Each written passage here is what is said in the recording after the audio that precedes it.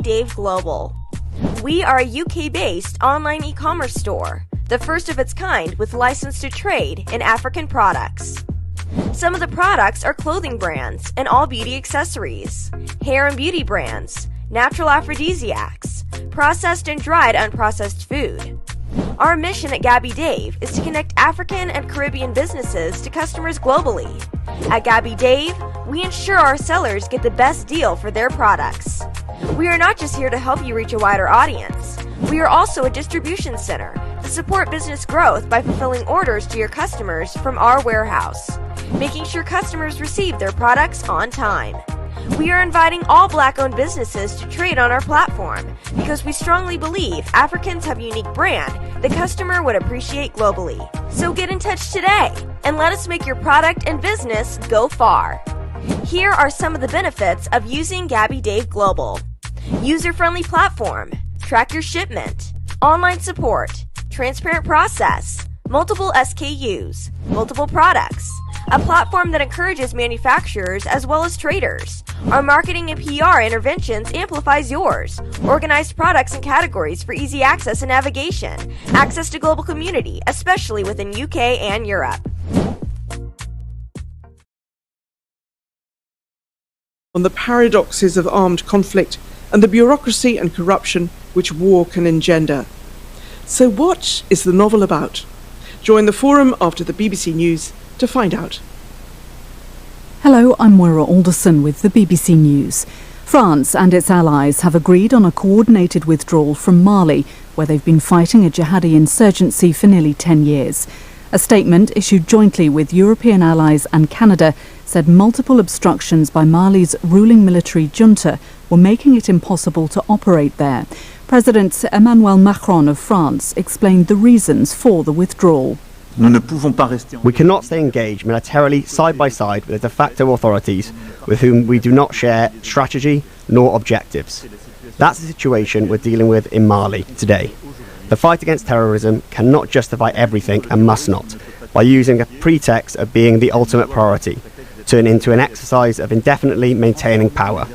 It also cannot justify an escalation in violence by using mercenaries whose violent acts are documented in the Central African Republic. Ukraine and Russian-backed separatists in the Donbas region have accused each other of firing across the line of contact in eastern Ukraine. The Ukrainian military denied launching an attack and said pro-Russian forces had shelled a village and hit a kindergarten.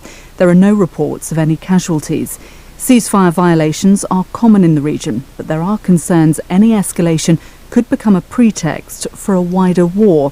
From Kiev, here's James Waterhouse. We've had reports from the Ukrainian military in the east. They've accused Russian separatist militants of launching a mortar shell on a kindergarten in Luhansk, in the area that is under Ukraine's control.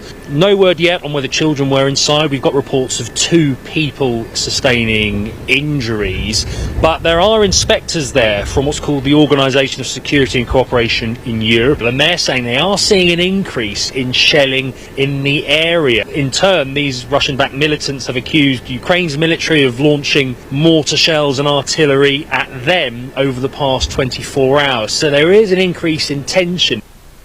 A major historical review by academics and experts from Indonesia and the Netherlands has determined that the Dutch military engaged in what it describes as the systematic and widespread use of extreme violence during Indonesia's struggle for independence in the 4 years to 1949, Anna Holligan reports. Torture during interrogations, executions of imprisoned soldiers and civilians, and setting fire to homes were among the tactics deployed by the Dutch in an effort to regain control of the former colony. The review found the Dutch government at the time condoned the brutality and that the Netherlands has since never fully acknowledged the scope of its responsibility. Around 100,000 Indonesians and 5,500 people associated with the colonial power were killed. 2 years ago, the Dutch king, Willem-Alexander, expressed his regret. BBC News. The BBC has uncovered shocking examples of an apparent culture of denial and complicity within the Roman Catholic Church in Italy, which campaigners say has contributed to a failure to address sexual abuse. 3 years after the United Nations said the country should launch a public inquiry, there's been no progress, despite growing calls for action. The Vatican's top official on abuse has said awareness and urgency on the issue does not exist in Italian society.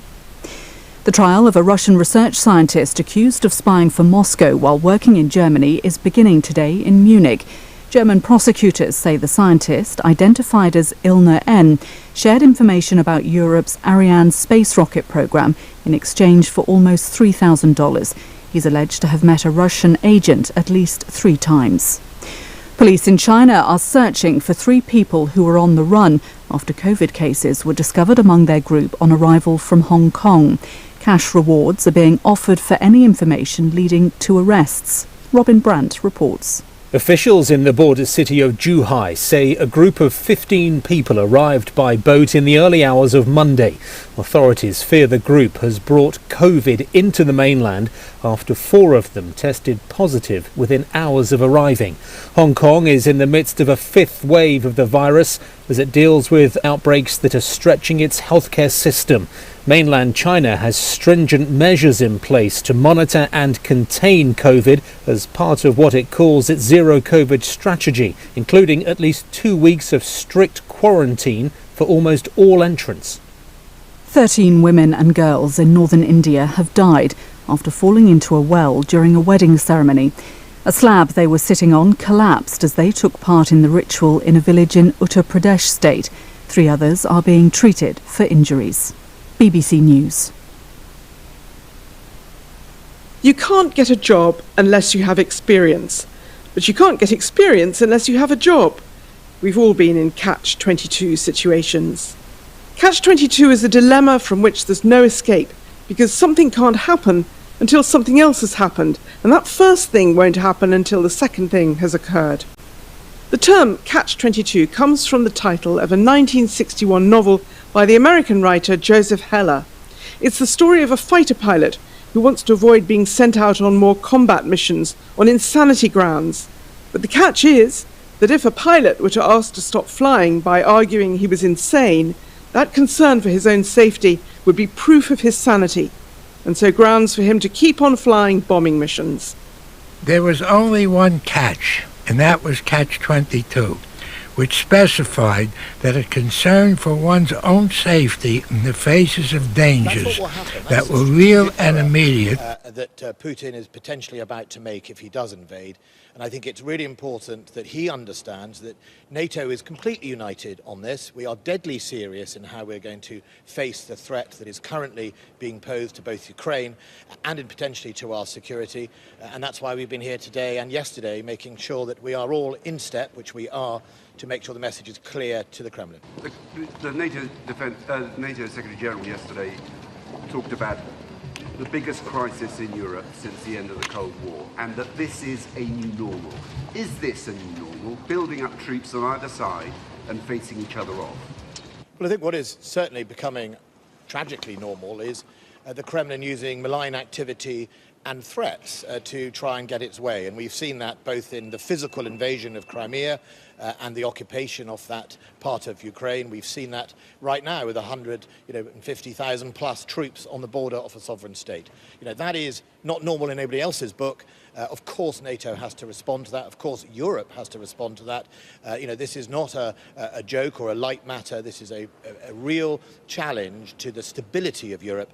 And one of the ways we can make sure there is no overspill or escalation is to provide resilience to our partners at NATO, and that's what we're all doing.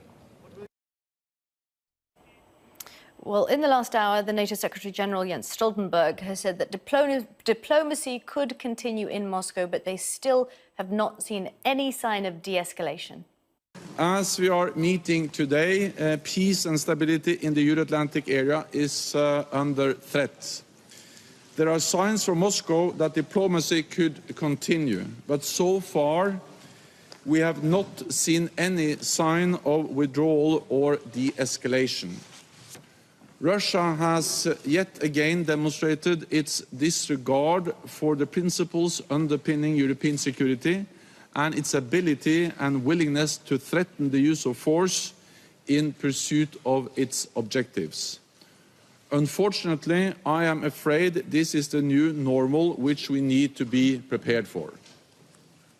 NATO allies have been tireless in their efforts to work towards a political and diplomatic solution. We have done so in close coordination with both Georgia and Ukraine.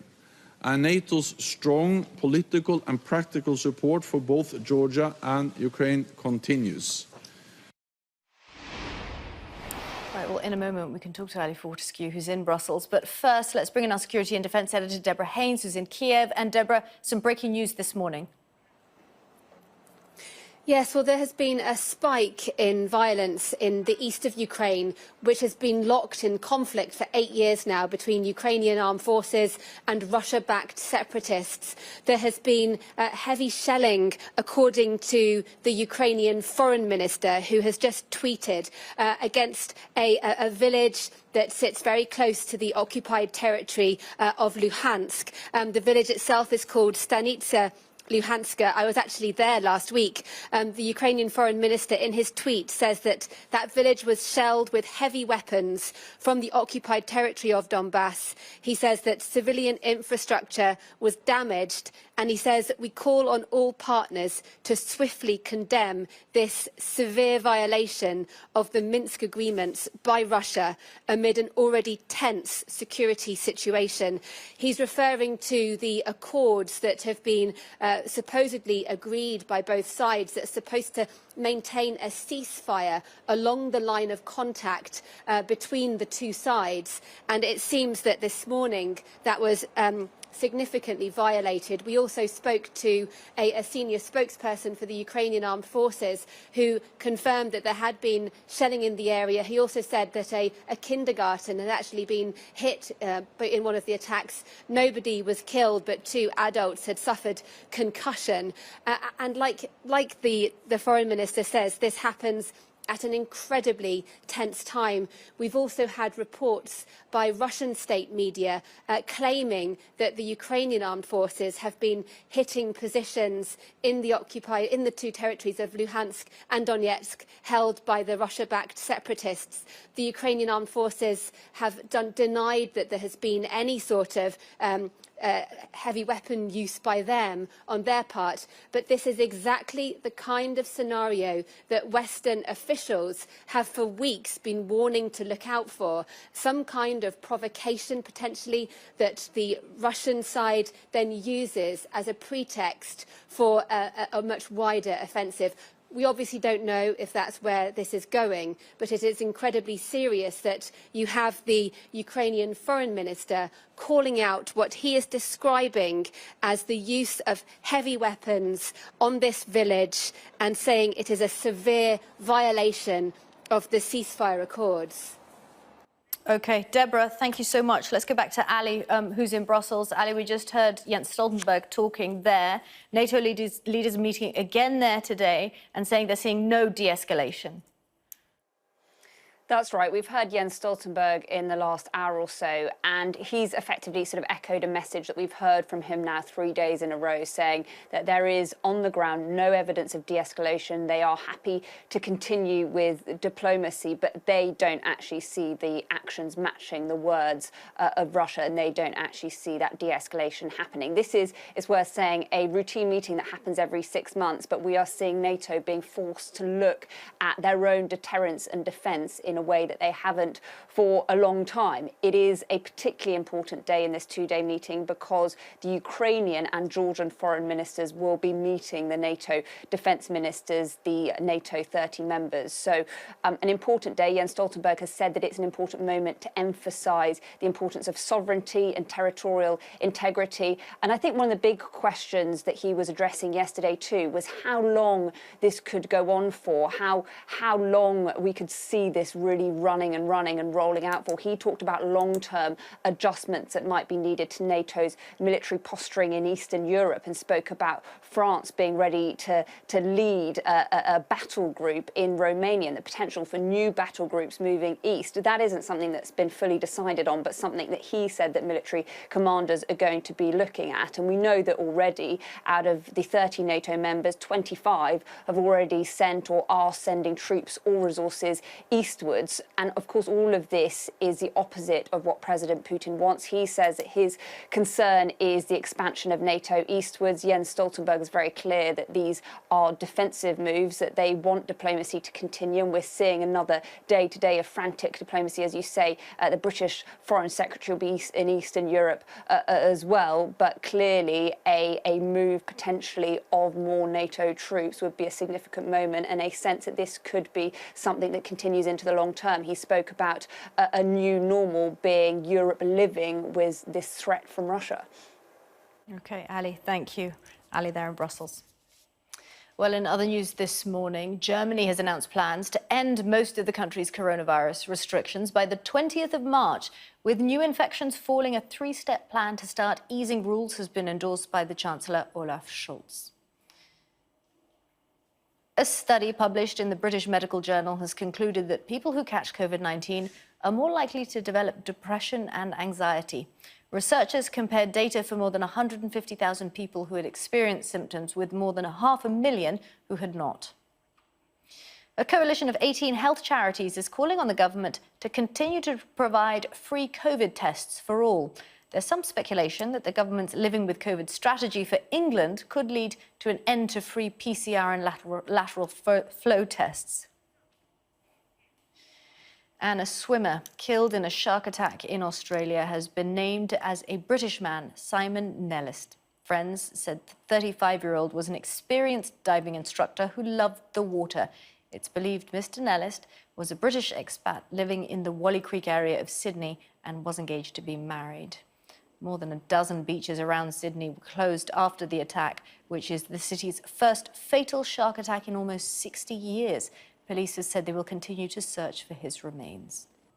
This has been a complete shock for our community. Our coastline is our backyard, and to have a tragic death under such horrifying circumstances is, completely shocking. It was surreal, sort of like, no idea what happened and why or what. And then little by little it started coming up on the news, and I went back this morning. Malabar's dead. There's not even one person in the water, and I'm certainly not going in for a while.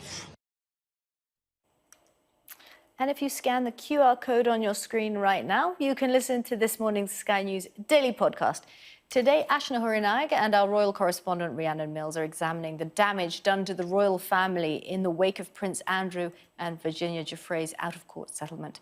You can also subscribe to The Daily wherever you get your podcasts. Now, the healthcare system in Hong Kong is being severely overwhelmed by coronavirus cases, with COVID patients being treated outside on trolleys in hospital car parks. After a long-running zero-COVID strategy, the government there has admitted it is struggling to contain a fifth wave of infections fueled by Omicron. Our Asia correspondent Tom Cheshire reports. 2 years into the pandemic, what's happening in Hong Kong looks more like the first 2 months. Patients wheeled out onto the street as hospital capacity is overwhelmed. The city's dynamic zero-COVID strategy is failing, and it's bracing for the worst. As far as Hong Kong is concerned, we need to find our own way out of this epidemic. It has outgrown our capacity. It's unlikely the government even knows the true number of cases. Sam Lee had a positive COVID result last week, but struggled to find a PCR test or even register his case with the authorities. We went to the post office, by the afternoon, they were all gone, or even just by noon, they were all gone because they only had 30 tests per day, and they were all gone by 10 a.m. because everyone went to go get them as soon as possible. Hong Kong has been closed off from the world since the start of the pandemic. It had done well as a result, recording just over 200 deaths, with a series of partial lockdowns and restrictions on gatherings. The city bought itself time, but it did not spend it well ahead of Omicron's arrival. The vaccination rate among the elderly is very low, and hospitals have been overwhelmed because mild and even asymptomatic COVID cases must be sent there. They actually don't need any medical help, but people who are just panicking, they are panicking because there are so many of them, thousands. So we just could not accommodate them in the hospitals. Hong Kong has trod a middle path between the Western and Chinese approaches to lockdown. Now it seems to have the worst of both worlds, and will have to choose one definitively. Chinese President Xi Jinping has made a rare public statement to order that the overriding mission for Hong Kong's leaders is to stabilize the outbreak. That suggests the ultra-strict lockdowns of the mainland may be enforced on the city. As the Western world emerges from the COVID storm, Hong Kong is right in its middle. Tom Cheshire, Sky News, Beijing. Got some breaking news for you this morning. Lincolnshire police say that the on-the-run sex offender Paul Robson has been arrested in the Skegness area. The 56-year-old absconded from an open prison near Boston 4 days ago. So that is the news from Lincolnshire police.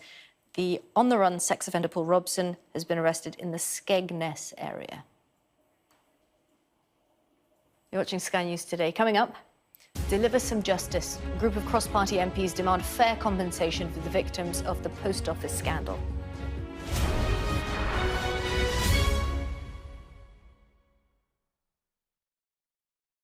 We set off knowing that we were heading into the coronavirus storm, that they didn't want journalists to see the real story. Brazil has been one of the worst affected countries, 500,000 plus dead. These figures are absolutely horrendous, and it's not made up. All you could see was a haze of fires. Look at that. You don't want to lecture people, but you do have to give them the facts.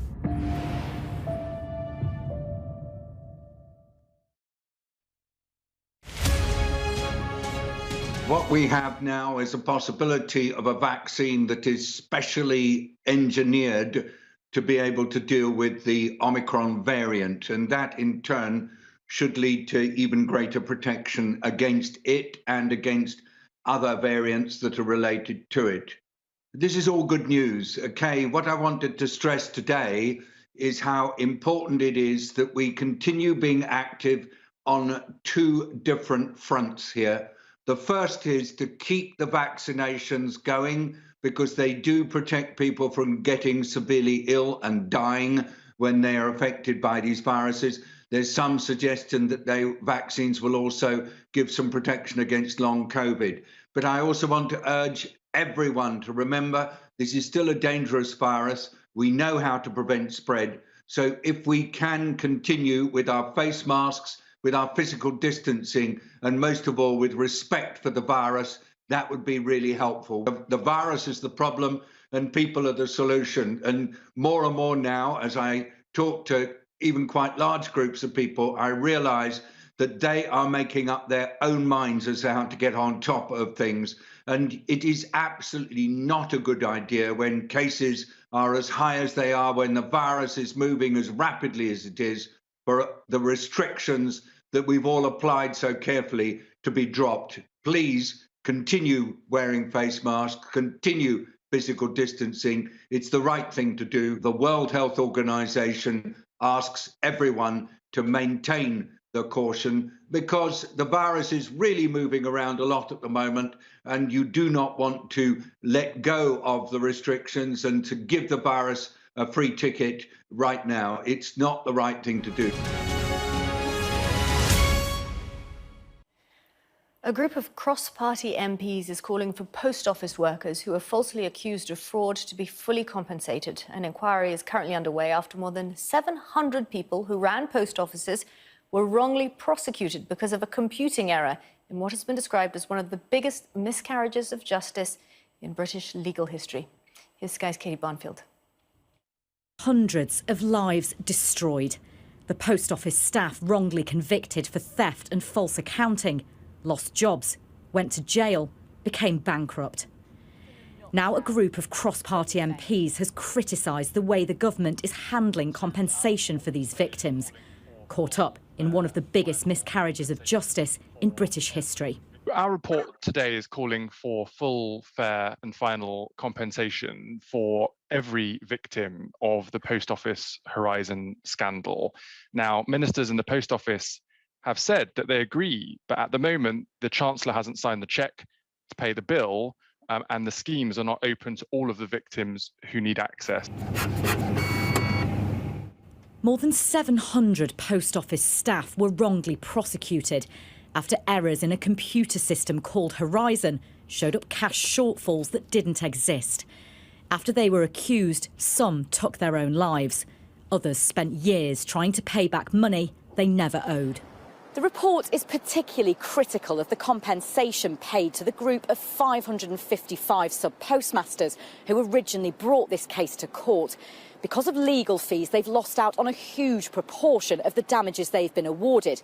The committee say the government should cover those costs. Chris Head was one of those 555. His life ruined when he was accused of stealing more than £88,000 from his branch in West Bolden. We're not asking for anything that we're not entitled to. We're not asking for them to give us something that's not deserved. We're asking to be put back into the financial position we would have been in had we not encountered the Horizon scandal at all. The inquiry into the scandal continues this week, and while the government haven't yet announced further compensation, they say they are keen for all the issues surrounding it to be resolved. Katie Barnfield, Sky News. You're watching Sky News Today. Coming up, Hong Kong struggles to contain its Omicron wave as the city confirms another record number of cases.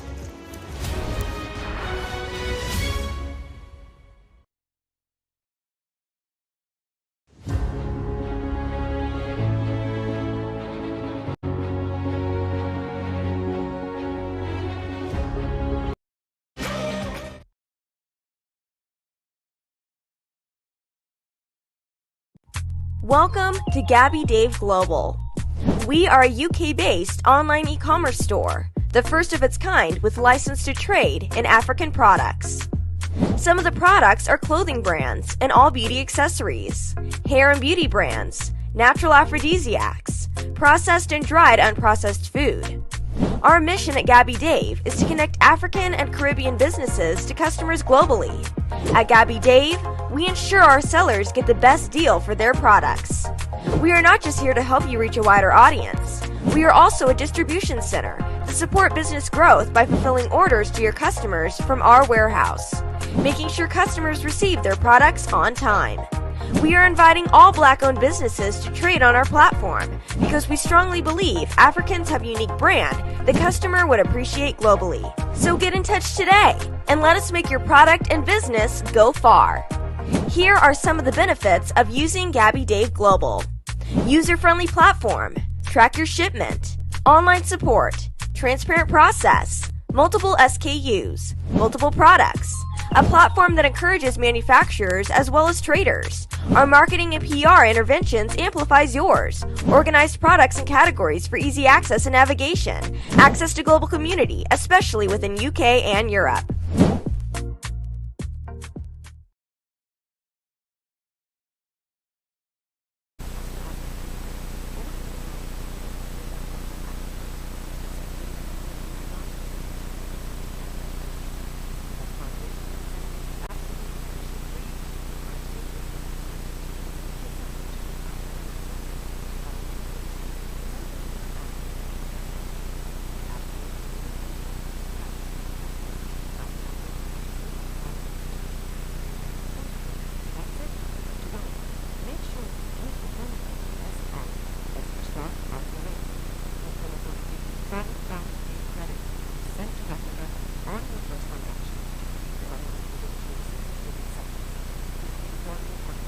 or 973-77647 at any time.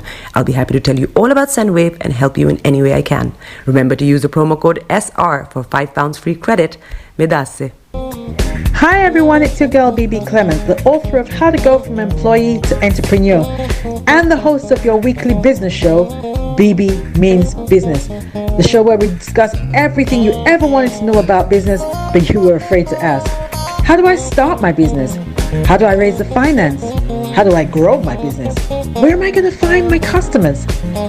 Join me every Tuesday at 1:30 p.m. on Starr Radio UK to get all the information and tips that you need to become a successful entrepreneur and become financially free. Remember, don't let life dictate to you. Rather, put your signature on life.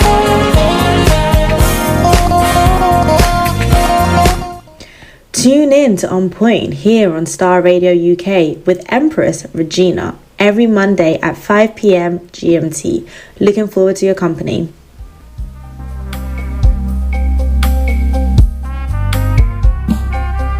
Are you looking for the fastest, reliable, and trustworthy door-to-door shipment company? Well, look no further. When was the last time your family received a shipment back in Ghana on time and intact? You are not sure? Well, Lamb Shippers, we pride ourselves with being the fastest, reliable, and trustworthy shippers you can use. You are assured of a prompt pickup anywhere in the UK by our personnel. They also make sure your items are well packaged to get to its destination intact. When it comes to door-to-door shipment, look no further. Well, Lamb Shippers, contact us on 07939009321 or 07498911820, or you can visit our website www.welllamb.co.uk. You can also drop us a mail, info@welllamb@gmail.com. Well Lamb Shippers, fast, reliable, and trustworthy.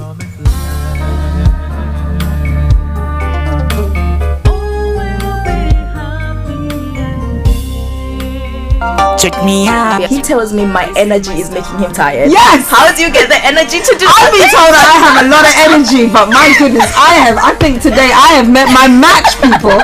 I have met my match, Miss Suzanne. Wow, amazing. One of the things that's the start of digging Darkness. the hole of darkness. So what did that? Myself and the world will adjust. And 2019. Forget the proverbial boardroom. Join me, Simone Frazier, on The CEO, the program that gives you the driving seat over your life. Every Tuesday, 8 p.m. only on Starr Radio. Hi there. Are you dreaming of owning your own house in Ghana? Then you will need a well-documented piece of land that is free from troubles. I highly recommend My Africa Property for any size of land that you will need. With My Africa Property, lands are available in Prampram, Sopoli, Tohenia, Ogome, Dodova, Winneba, and many other locations at affordable prices. These locations are about an hour away from the airport, only 35 minutes from the motorway, 10 minutes drive from Central University College, 10 minutes drive to the beach, and close to Prampram Senior High School and Ghana Men's Soccer Center of Excellence. For more details, visit our website www.myafricaproperty.com or call our UK office on 0208 123 2523. For our US and Canada offices, call us on +1 585 184 994145. You can also email us at ghana@myafricaproperty.com. Getting onto the property ladder has never been easy until now. Join us this and every Thursday from 7 p.m. to 8:30 p.m. live on the Property Hour Show on Starr Radio UK, where we talk to mortgage brokers, property developers, estate agents, landlord, tenant, property consultants on how to invest or get into the property business and make money. You can't afford to miss this. The Property Hour Show is your best source into the property. Broadcasting worldwide, online 24/7. Somebody is your man. Bekutu, show them you got the cocoa set. Ladies and gentlemen, it's your boy Harry Song, aka Mr. Songs. This is the Kingmaker, Baba for the girls. We're here. This is Starr Radio. Don't go nowhere. UK, London. We they call them London for home. For here, we they call them London. And that's how you know. The best radio show. All around the world. In your car. At work. At home. On your smartphone. This is Starr Radio UK. Are you ready to turn it up? 10, 9, 8, 7, 6, 5, 4, 3, 2, 1. Your heart is aching. Smile even though it's breaking. When there are clouds in the sky, you get by. If you smile through your fear and sorrow, smile and maybe tomorrow you find that life is still worthwhile. If you just smile. Hey, this is Archie and you're listening to Starr Radio UK.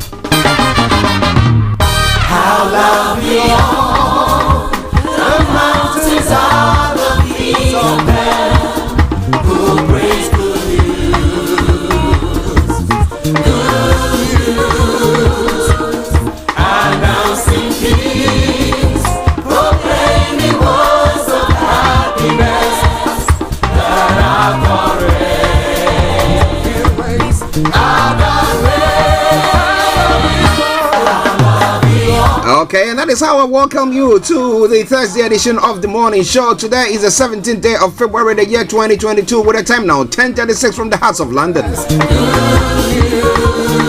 I remain yours sincerely, the one and only. This is the morning show. But I'm saying good morning, good afternoon, good evening, good dawn to you wherever you might be on planet Earth, and those of you on other planets as well. We salute you all and we welcome you.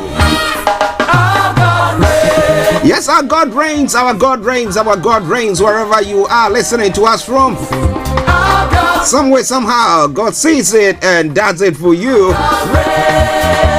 When you've done your best, done it all, and so nothing can work, some way, somehow, a mighty hand behind the scenes will work on your behalf. It may not be your portion today. And let's hear a big amen. Okay. How lovely.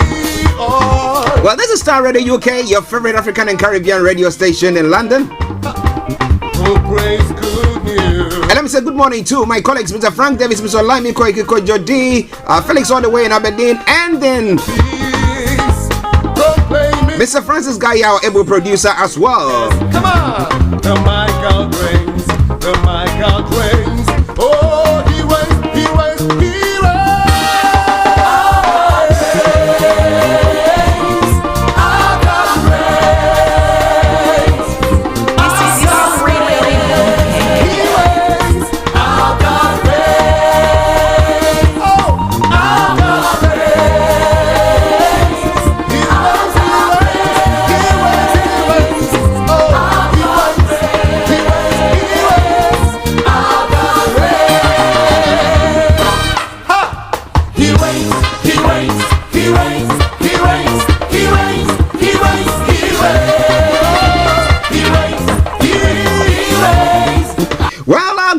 Our God reigns, our God reigns wherever you are listening or watching us this morning. We want to salute you once again. And to our listeners, those of you in the US, those of you in Europe, those of you in Asia, those of you in Australia, those of you on the African continent, especially my lovely listeners in Nigeria, those of you in Ghana, South Africa.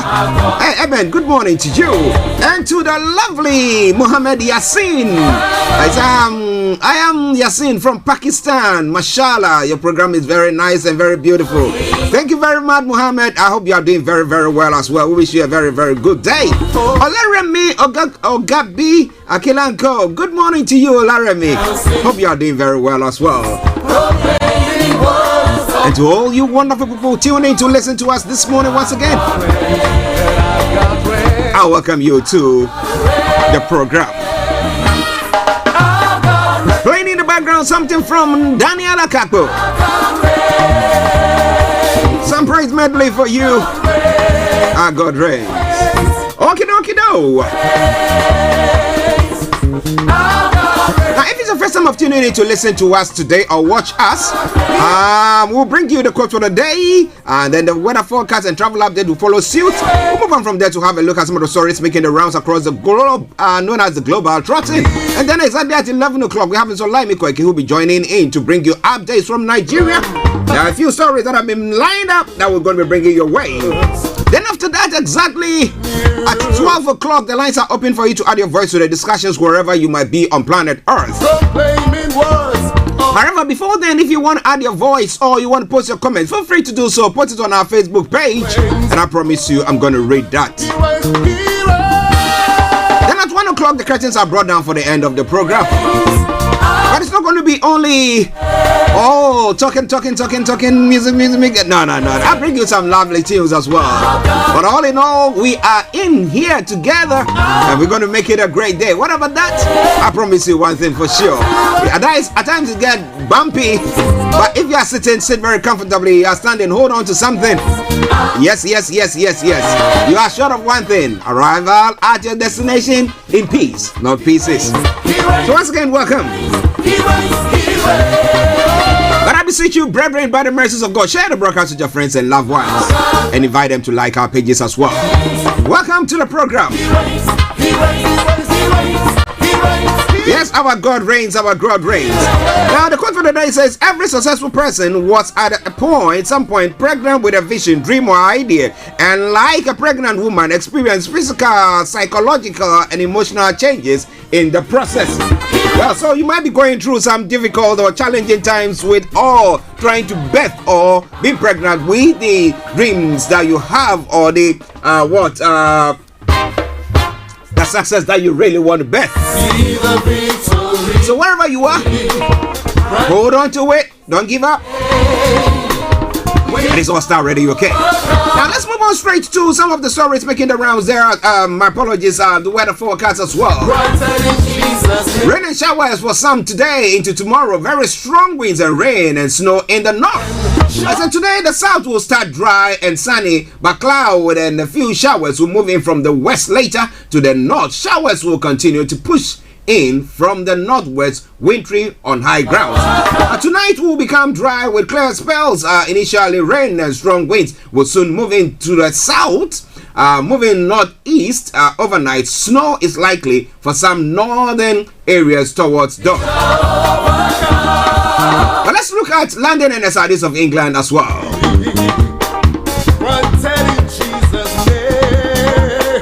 It will be likely dry with plenty of sunny spells. However, some patchy cloud will develop at times and a few sharp showers will likely move in later in the afternoon. A breezy day. And tonight will be dry with cloud gradually thickening through the first part of the night. During the early hours, a few outbreaks of showery but heavy rain will push in. Winds will strengthen. The temperature is going to be exactly 12 degrees and the lowest 8 degrees. UV level is going to be low, pollution is going to be low. Sunset 17-19 and sunrise for tomorrow morning 07-11 hours. That is the end of the weather forecast for you today for London and the southeast of England and the UK as a whole.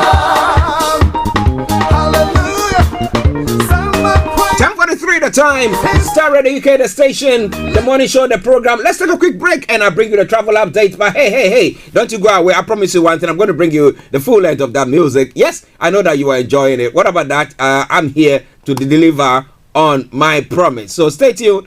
And don't touch the Getting onto the property ladder has never been easy until now. Join us this and every Thursday from 7 p.m. to 8:30 p.m. live on the Property Hour show on Starr Radio UK, where we talk to mortgage brokers, property developers, estate agents, landlord, tenant, property consultants on how to invest or get into the property business and make money. You can't afford to miss this. The Property Hour show is your best source into the property industry. Check it out. Keep your eyes on the road.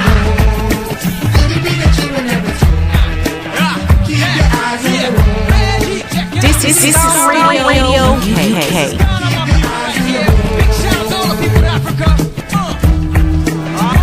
Starr Radio UK.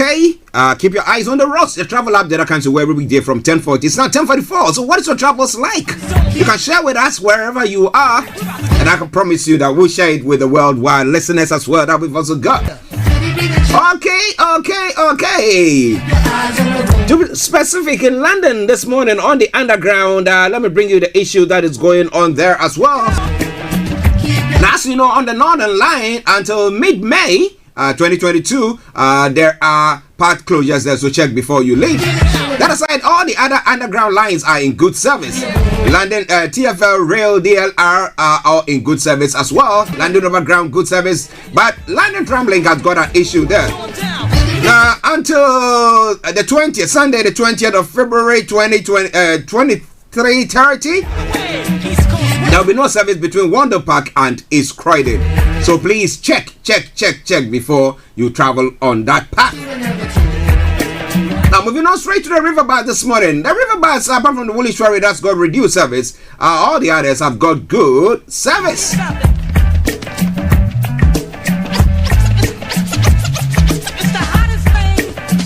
Now moving on straight to the National Rail as well. On the National Rail, Avanti West Coast has got special service. Chiltern Railways, minor delays, cross country special service, First Trans Pennine Express special service, Gatwick Express special service, Great Northern special service. Also, Great Western Railway has got special service, Great Anglia special service, Northern Rail special service, Southwestern special service. Thameslink special service and Transport for Wales special service there as well. And as I would say all the time, please check before you leave. Check before you leave so you don't miss any appointment that you've got there. I continue to keep your eyes on the roads. On the final segment of the travel update, that's the major roads in London. This is what is happening there. So we've got A316 that has got closures, A4 closures, and Central London Road routes closures there as well. That aside, all the others, no exceptional delays. You can zoom through it like no man's business. So on that note, let me say good morning, good afternoon, good evening, good dawn to you wherever you might be on planet Earth. Enjoy your commute for today. But you know what? Continue to keep those eyes on the road.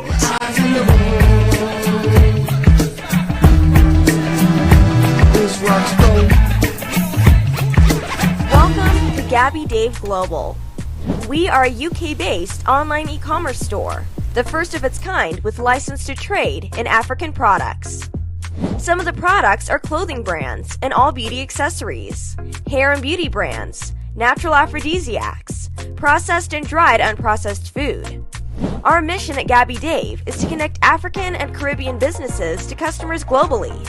At Gabby Dave, we ensure our sellers get the best deal for their products. We are not just here to help you reach a wider audience. We are also a distribution center to support business growth by fulfilling orders to your customers from our warehouse, making sure customers receive their products on time. We are inviting all Black-owned businesses to trade on our platform because we strongly believe Africans have a unique brand the customer would appreciate globally. So get in touch today and let us make your product and business go far. Here are some of the benefits of using Gabby Dave Global.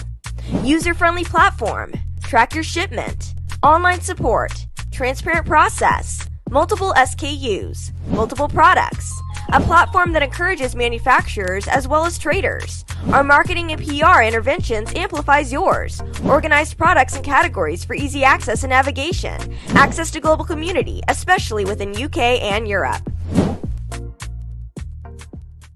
Been easy until now. Join us this and every Thursday from 7 p.m. to 8:30 p.m. live on the Property Hour show on Starr Radio UK, where we talk to mortgage brokers, property developers, estate agents, landlord, tenant, property consultants on how to invest or get into the property business and make money. You can't afford to miss this. The Property Hour show is your best source into the property industry. This is Starr Radio UK.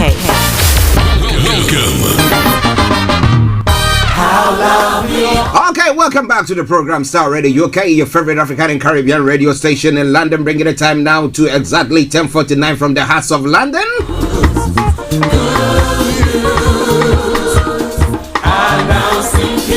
And it's now time for Global Trotting. If you tune in, that's the first time. Welcome to the show. Welcome on board Starr Radio UK. Okay, so some of the stories making the rounds across the globe. Let me bring that your way from Nigeria first, and then we'll move on. Jafuru Mohammed, EFCC accountant, is charged of NIA Ikoyi 13 billion naira loot and still 10 billion naira as well. And then NSAS, Nigeria Secret Police, DSS arraigns computer programmer Imolio before Abuja court.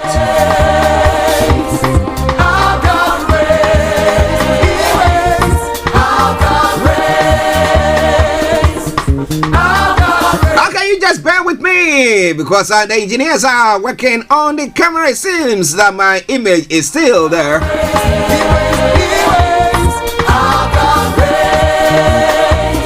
Okay, so coming from Nigeria, some of the story we're going to be looking at. Though Michael was not on the street of Abuja during the NSAS protest in the city, his tweets showed that he had been openly critical of bad governance in Nigeria and was in support of the protest, and therefore he's been arraigned before court. In Ondo, a Metrocon Intercept truck loaded with over 60 Northerners motorcycles registered with Yoruba names.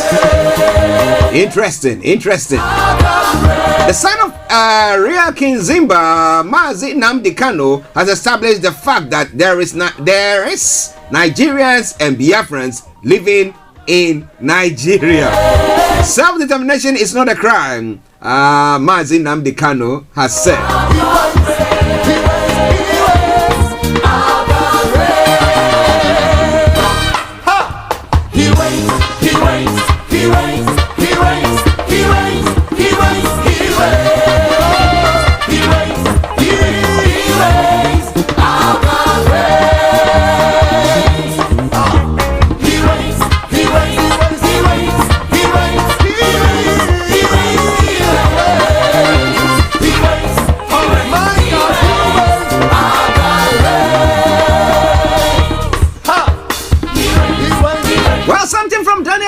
For you, as I said earlier on, all coming your way from Starr Radio UK, your favorite African and Caribbean radio station in London.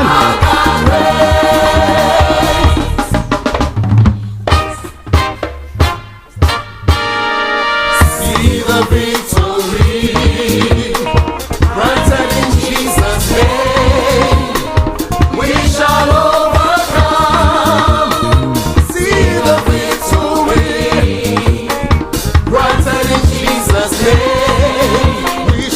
Okay, so in other stories that we're going to be looking at as well across the globe, UK hit by a travel disruption and power cuts. Northern England and Scotland are dealing with the impact of Storm Dudley as Storm Eunice looms. So train service is back as Storm Eunice plans underway. A British man, 35, has been killed in Sydney shark attack. That's what information says. Simon Nellis died in the first fatal shark attack in Sydney for almost 60 years, a friend says. Well, the sex offender who fled open prison has been caught. Information coming through there as well.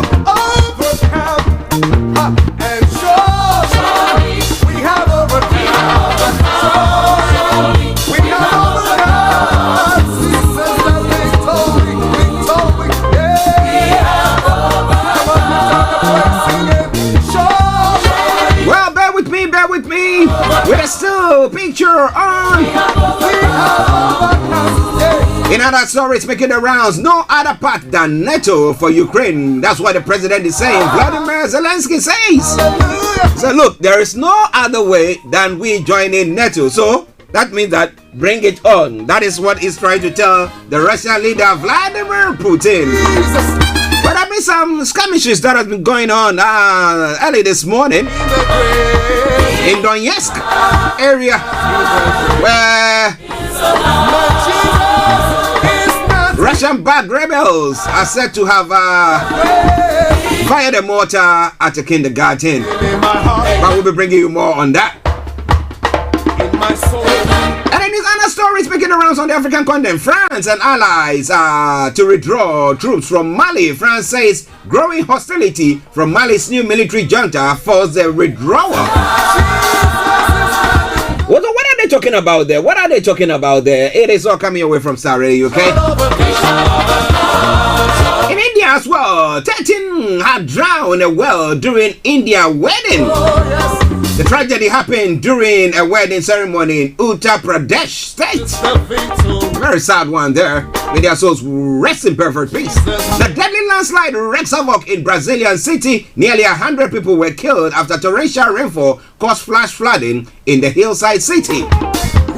These are all stories coming your way this morning. We have overcome and we have overcome. Kenya Vice President defends himself over DR Congo cow gaff.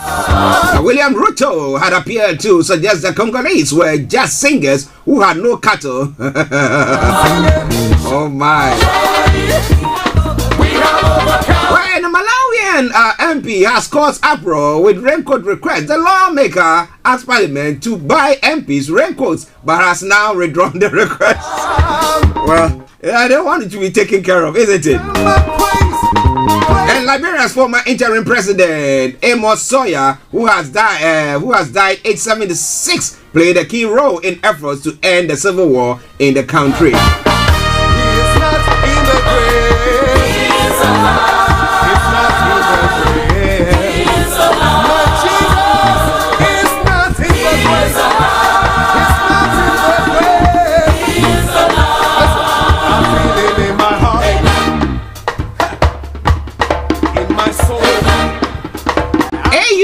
EU summit migration among issues at the forefront. We're looking into those stories as well.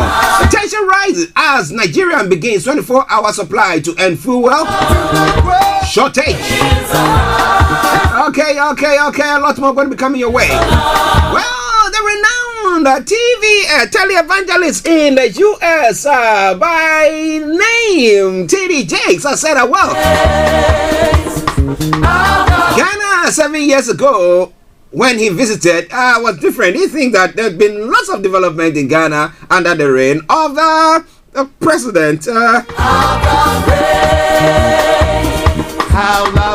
Dankwa Akufo-Addo. What do you think about that? Mountains are the feet of them. Somebody say it's like the blind man who went to visit the elephant. Depending on where they stood, they had a different description. Flaming words of happiness. Come on, the Michael reigns, the Michael reigns. Oh, he reigns. I don't fear losing my profession over political judges' comments. So sue to AMJA. NDC afraid E-levy will help MPP retain power in 2024. Really? Ben Epson is saying that. Okay, a lot more going to be coming your way. So stay tuned, don't you go away. Enjoy this music whilst I get myself together, and we bring you the rest of the show. Whilst we're going to be having Miss Olayomi Koiki. Enjoy. He reigns.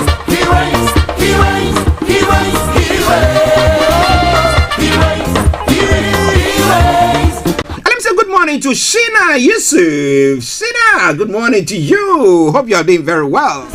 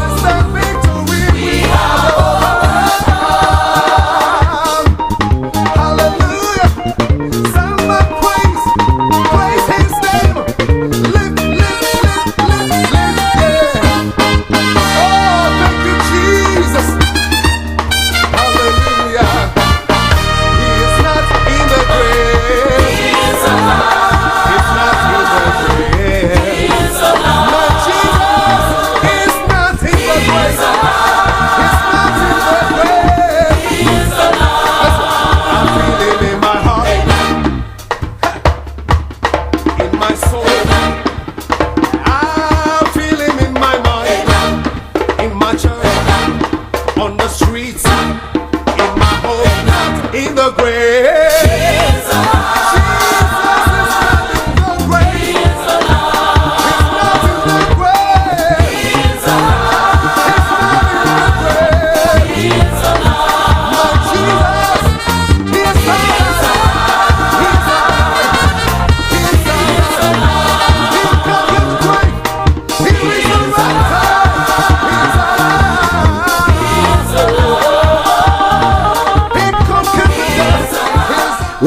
Yes, it is Star Radio UK, your favorite African and Caribbean radio station in London. Don't you worry, if you can see me, you will see me in a jiffy. But the technical team is working on it assiduously to make sure that I appear there. But we'll be going to Mr. Olayomi Koiki, who has joined in all the way from our North London studios to bring you updates from Nigeria. I think the man is a bit cold because he has got his hat on. So that means that, where the forecast for you in North London is a bit colder there.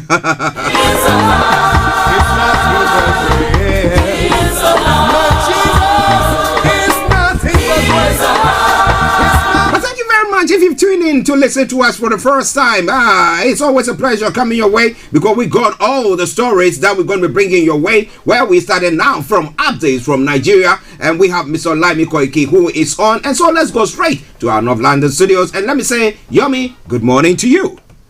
Good morning to you, Mr. Archie. Good morning to all our listeners from around the world, and welcome again to a very beautiful Thursday, the 17th of February 2022, 3 minutes past the hour. I welcome you all once again to Starr Radio UK, your finest African and Caribbean radio station in London. Yes, how are you doing, sir?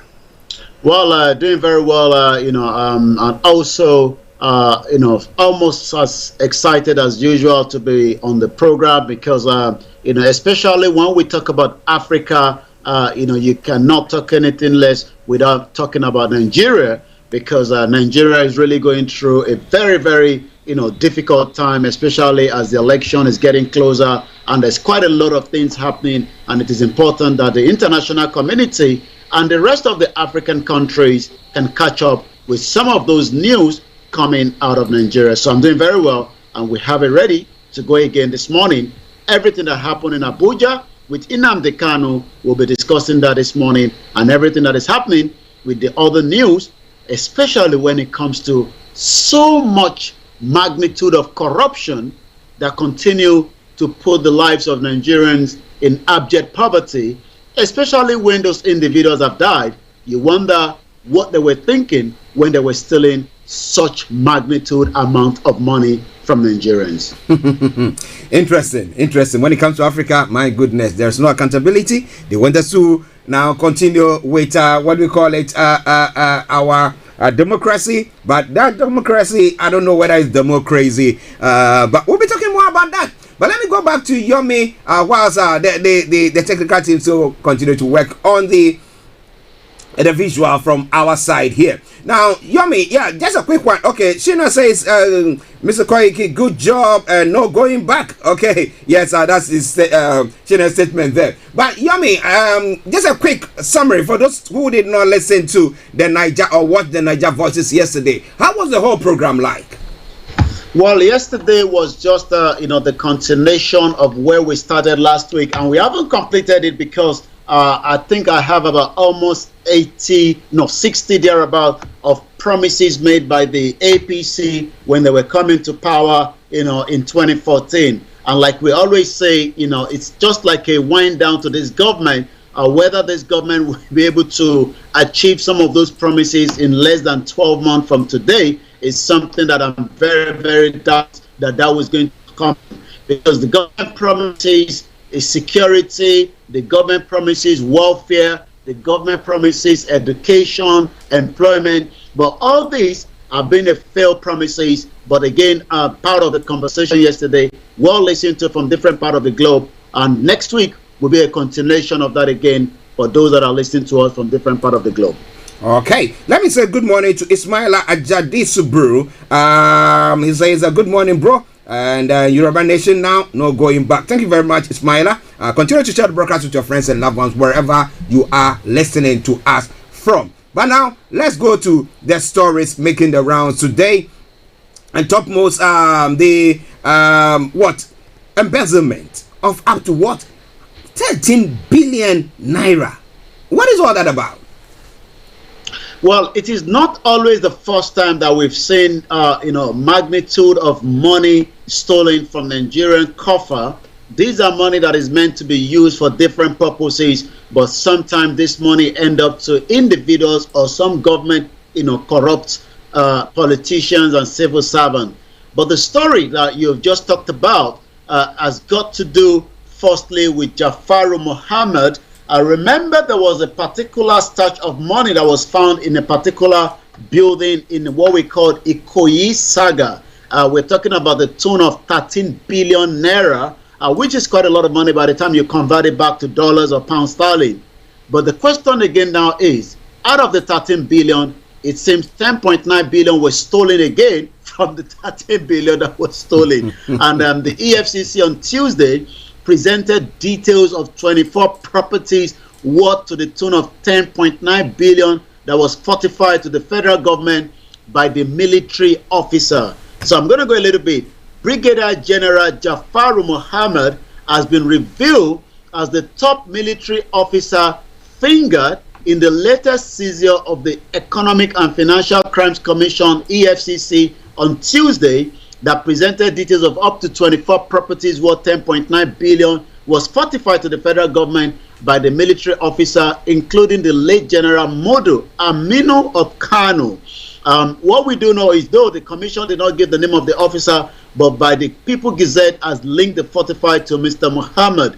Mr. Mohammed, currently the Director of the Finance and Administration in the Office of the National Security Advisor. So it seems, we have all these top hierarchy officers that do know where money is, that do know where money is kept, and eventually this money disappeared as well. He was appointed as the EFCC in 2017 under Ibrahim Magu. Magu himself has been taken off the seat of the chairman of the EFCC for corruption allegation as well, to take charge of the finance of the National Intelligence Agency, NIA, after a 13 billion naira belonging to the spy agency was found nowhere than in Lagos apartment in southwest of Nigeria. The commissioner at the time taking the charge of bank account operated by the Nigerian Foreign Intelligence Services. So the whole conversation here is they recovered the loot of about 43.5 million US dollars, 27,000 pounds, 23.2 million naira was found hidden inside an apartment known as 7B Osborne Tower, Ikoyi, by the operatives of the EFCC. And it seems that money as well has now become the part of the conversation that we are having today. The Director General of the NIA, as at the time, Ayodele Oke, had admitted that the money belonged to his agency. Mr. Oke was later suspended from the office. They reported that the operatives of the commission under then Ibrahim Magu compelled the Director of Finance and Administration of the NIA to transfer the account to Mr. Mohammed, an army officer that was attached to the Office of the National Security Advisor. So you could see that as much as Nigerians are on the street, begging diaspora, begging whoever for something to eat, but we have magnitude of money that just keep disappearing from the government coffer.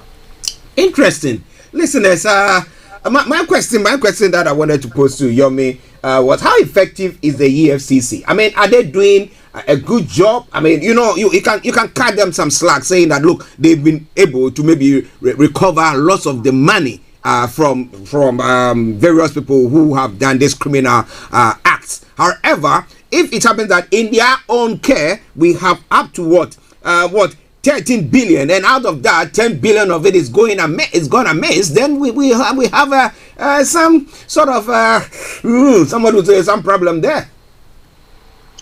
Well, it's not new that we are seeing these kind of corruption cases all the time.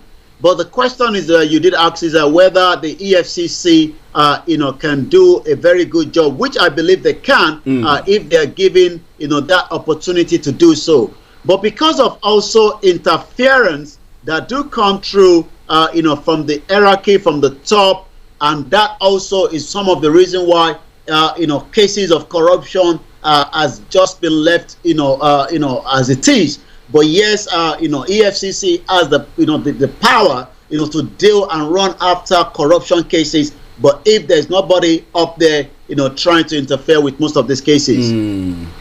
Interesting. Well, we hope that the forfeitures, the state is going to benefit from it. Not that some people are going to, rob again. Okay, we have Ismaila says that Nigeria is a 419. Okay, all right, 419. All right then. Listen, let's start ready. Okay, Mr. Olayomi. Okay, now let's go to NSAS. Now I thought that maybe the NSAS with everything and the international media saying that what happened wasn't the right thing, and that evidence that the military and the police were involved, killing people who have not been accounted for, and everything that has gone on, and we having the what do you call him, is it liar saying that, well, it is not true. It is not true, everything that they've done or everything that they've said, because the Lagos State governor, the inquiry that was conducted and everything, the recommendations that was brought. So we thought that maybe some closure has come in, but now we have some individuals being prosecuted once again. Now the DSS prosecuting what is his name? Okay, I will leave that one to the name. The name has eluded me, but he wasn't on the ground. But he was somewhere and he was sending messages or tweets or WhatsApp messages, and people were also, getting there to support the NSAS. So why are they taking him to go prosecuting him then?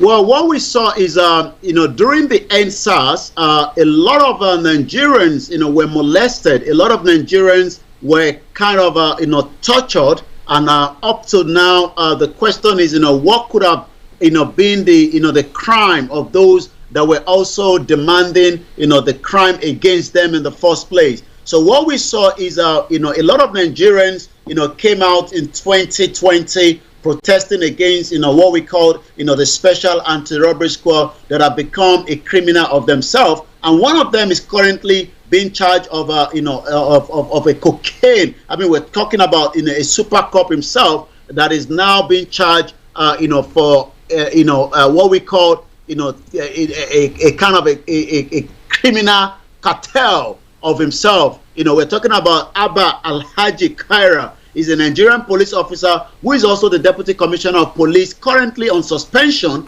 Not just on suspension now, is also alleged to be tampering with what we call about 25 kg of cocaine, with some of his cargoes as well. So when Nigerians came out, in this, around October, thereabout, protesting peacefully, the Nigerian government decided to go after them, from the Lagos State to Southeast, and we saw, the killings that took place.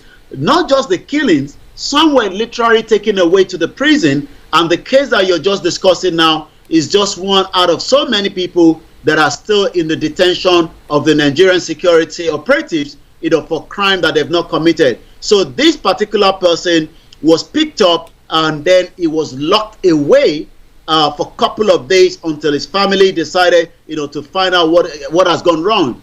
Eventually now, we can confirm that, he's still currently under a case still in Nigeria, somewhere in Abuja. But the question is, how many of them are still in captivity in the security prisons in somewhere in Lagos State, in their numbers? And the question again is, do we really have unity in Nigeria? That is the question I did ask yesterday. Do we have progress in Nigeria? And do we still believe in the judicial system where your own rights have been tampered by this government since they came to power in the last 6 years? That is a big question. If you are listening to us, do you think your rights have been tampered with? Or you think that maybe, like TD Jakes is saying about Ghana, everything is good? 7 years on, and you think that, everything looks very nice and plush. Is that how you see Nigeria? Are you together?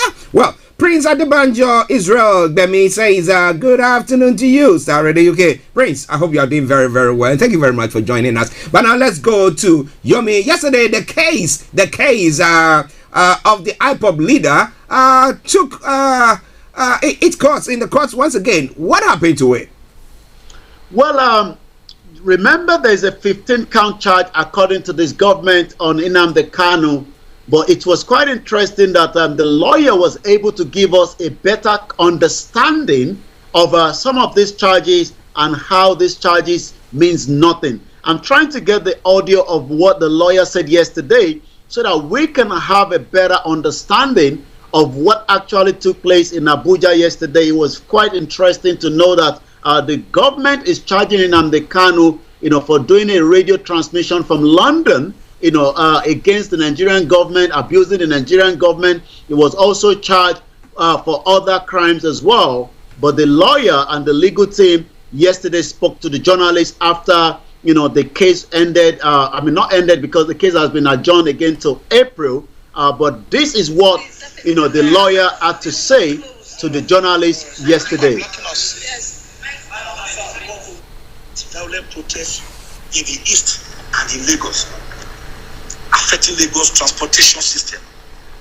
Does this court have jurisdiction territorially over Lagos and matters that happen near Uli, near Ihiala, in Anambra State? No. Does this court have jurisdiction over matters if there was an offense committed, for example, say in UK? Does this court have jurisdiction over matters that happen in UK? Answer, no. Because this court cannot exercise jurisdiction on matters within a sovereign land, another country that has sovereignty under international law. Another major point is that you are trying this man, saying for committing, for belonging to a proscribed organization. And I must now say this, contrary to what the prosecution said last time, Nnamdi Kanu has never denied being a member of IPOB. He says, I am not a member of proscribed IPOB. I want all of you to know the difference. And when IPOB was proscribed through the court process, Nnamdi Kanu challenged it. The matter is at the Court of Appeal currently. Nobody knows the judgment of the Court of Appeal. If the Court of Appeal finally says that this proscription was wrong, as we are contending, let's say by that time you had already tried Nnamdi and jailed him, how will you bring him back? So you are trying him under a law that is inchoate, that is being challenged, whose efficacy and longevity is being tested and has not been finished. So we call it lite pendens, or the doctrine of sub judice. So you cannot. So Nnamdi Kanu, in his extrajudicial statement, said he founded IPOB in 2012 in London, and that is the head. He has never denied being the founder, head. So that is the senior advocate of Nigeria, Mike Ozekome, that was speaking to journalists after the hearing yesterday. Let me brief a little bit. First and foremost, Nnamdi Kanu has been wearing the same outfit ever since he was picked up in June last year. The reason why the DSS has not allowed the outfit that was brought for Nnamdi Kanu was because he had a lion face in front of it. So the DSS says we're not going to allow this kind of outfit to be given to Nnamdi Kanu. The judge did say that probably maybe they should change the outfit, the one they will be bringing, and Nnamdi Kanu, according to the legal team, says nodded and say, well, that is okay. So we will expect him to have a different outfit. But it seems the DSS are not too pleased having this inscription of a lion face on his outfit, bringing to the court. So that is on that. Again, part of what the legal team asked was, the sovereignty of United Kingdom, is different from the sovereignty of Nigeria. So if Nnamdi Kanu was transmitting from London, that should be something that the UK government should be dealing with, not the Nigerian government as well. But also, the government has still not been able to tell Nigerians how Nnamdi Kanu left Kenya, because Nnamdi Kanu was traveling on a British passport to Kenya.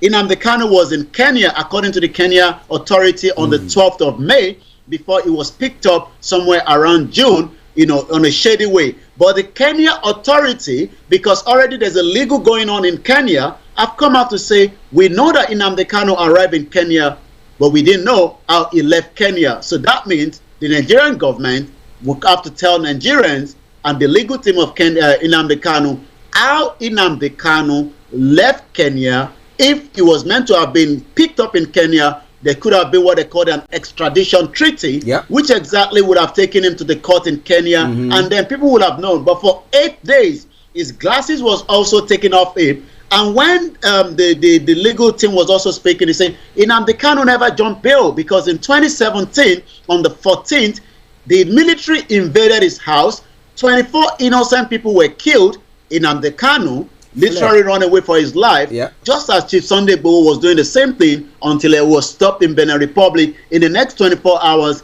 Chief Sunday Igboho himself will be spending 7 months in Benin Republic because the Nigerian government doesn't seem to be happy with these two individuals at the present time in the history of Nigeria. Interesting. Ajayi Gabriel says Nigeria is 4-1. Ajayi, good morning to you, and thank you very much for joining us. But let's look first of all, look at the apparel that is it a family or the legal team brought for him to wear with the lion in front of it. Now, what has the lion got to do with the IPOB or the Igbos? Has it got any relevance to them? For the sake of those who are listening to us who don't know much about it. Sorry, can you repeat that again? I was asking that the lion that you said, Well, the lion seems to be part of the trademark of the Biafrans, and also something to do with their own tradition. But the DSS doesn't seem to be happy, with that kind of outfit, and that was what the legal team says. They were shocked because they didn't give them any reason apart from that conversation that happened at Abuja High Court yesterday. So they were rejecting this outfit without giving them the reason why they were rejecting it. But this time around, a plain one will be given to Nnamdi Kanu, and we hope that will be allowed, for him to have a new outfit on the 8th of April when the court case will be coming back on again. I think I'm going to advise the legal team. They should just they should do some embroidery there, a nice embroidery. I am roaring like a lion, a small one in the white apparel that they will bring him before he goes to the court. Now, I remember back in, I think sometime in 2021, the latter part of 2021, some leaders of the Igbo went to see the president for Nnamdi Kanu to be pardoned so that the southeast will see a bit of peace there. What has happened to that as well? Well, remember what Buhari told them. He's currently somewhere in Belgium, and I saw him, with the president of Guinea-Bissau. What he said was he will allow the judge, the court proceeding to go ahead, which he cannot interfere into it as well. But the question is that, for how long, because all what the Kanu is asking for is nothing more than a referendum to decide whether, the Biafrans or those from the, the southeast still want to be part of Nigeria, and that is something that, is still, is demand. As much as the government, doesn't want to approach it in that direction because they believe that, Nnamdi Kanu was, was using his radio presentation to create havoc, causing transportation system in Lagos and somewhere in Anambra State. And again, the legal team was saying that if that was the case, this court doesn't even have the jurisdiction in the first place to look into that court case as well. So we see how it's going. It seems the government is literally running away from its court itself, because this case should have just been done under a week or 2 weeks and decide whether Nnamdi Kanu is guilty or not. But for the fact that he had a case prior to this until he had to run away for his life, and that is still something that the government has not really talked about. But again, we will continue to reveal that. But his next court case will come up on the 8th of April in the next couple of months again. The final one before we move on from Nnamdi Kanu's case. How resilient are his legal representatives? How resilient are they? Are they very good? Well, after looking at the hearings yesterday, you could see that he has put up an extra person, which is the senior advocate of Nigeria, Mike Okezeme, that is also very powerful. He's a very powerful, outspoken, senior advocate of Nigeria that has been added to the team. We've seen also, one of their legal team that has been flying in from America as well. So he has a very strong, legal team around him. And you could tell that they're doing everything, to tell the government, stop running away from your court. Let us deal with this court case as quickly as possible, so that Nnamdi Kanu can get his freedom back as well. Okay, listeners, it is Starr Radio UK, your favorite African and Caribbean radio station in London. 11:26 the time, and Thursday edition of the morning show with Miss Olayomi Koiki in North London studios, and I'm Archie here, and we are looking at updates from Nigeria. I'm going to hand over to Miss Olayomi Koiki to bring us the rest of the stories making the rounds in Nigeria. Over to you, Yomi.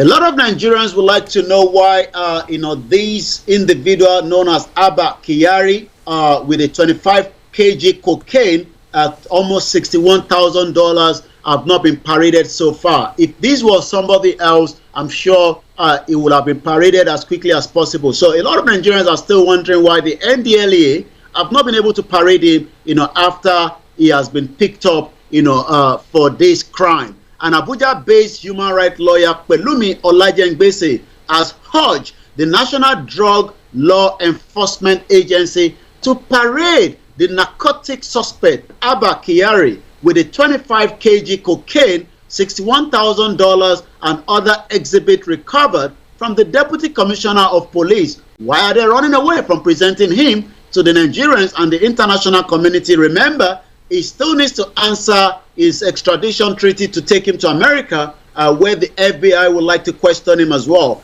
Olajengbese stated this in a post on Thursday, noting that the security agent should embarrass Abba Kyari by parading him before the media, as they do to other suspects. In this Abba Kyari case, the Nigerian security agencies are yet to demonstrate equal lawlessness. They carried out investigating and embarrassing citizens by interviewing them on cameras, taking their pictures, holding boards with incriminating inscription, and parading them with their criminal items in the press conference like they do to common criminals. We need the NDLA to bring Abba Kyari to answer questions. TV display of the 25 kg cocaine, let us not be hopeless in this country, the lawyer have said. So I'm going to take us now through to some of the other headlines. It's coming up to 28 minutes past 11. It is still Star Radio UK, your finest African and Caribbean radio station in London. We've been talking about the criminal element, not just in the southeast, but also in the southwest. But yesterday, a very good job from the Ondo chapter of the Amotekun that intercepted a truck loaded with over 60 northerners, motorcycles, registered with Yoruba name.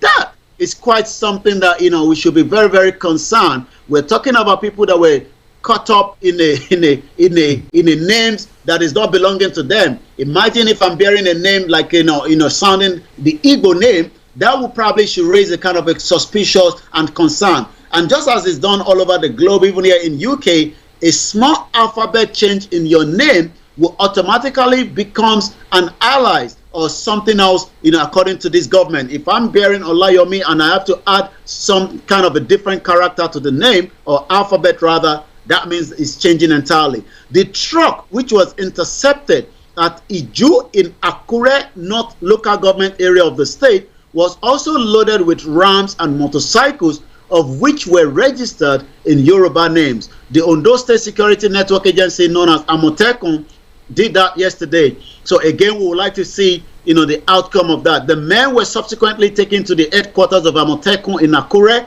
the state capital, for more profiling. According to the commander of the Amotekun Corps in the state, Adetunji Adeleye, his officers discovered that apart from about 240 rams that were in the truck, it also contained 63 persons, 10 motorcycles registered with Yoruba names, and 15 unregistered ones. So we'll see what the outcome will be. Again, as we continue to say, the lack of security has created more problem in Nigeria today, and also more Nigerians are becoming more concerned, with the security that is not there to prevent, them from moving from point A to B.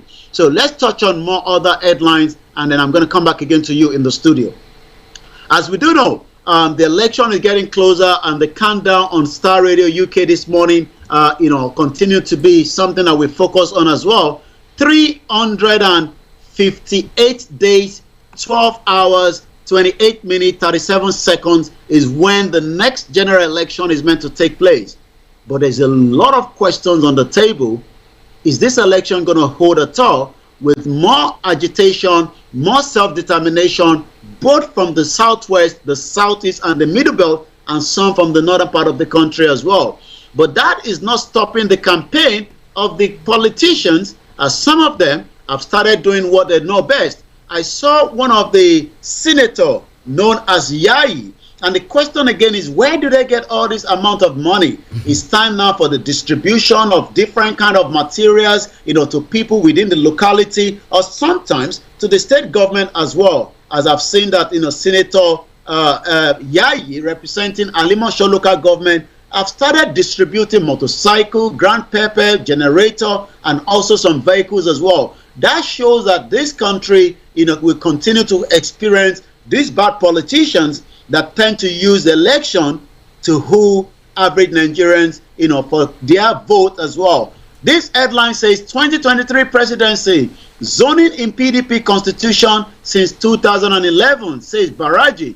There is a caveat in the constitution which says that zoning should be respected for the purpose of giving a sense of belonging to all the members. A former chairman and the national secretary of the People's Democratic Party, Abubakar Kawa Baraji, says the party constitutions allow zoning of political office. It's stated in the constitution, black and white. It was reviewed in the constitution sometime around 2011, although before then it was an oral tradition of the PDP, and it was even as good as being written. I met it like that when I took over as a party national secretary in 2008.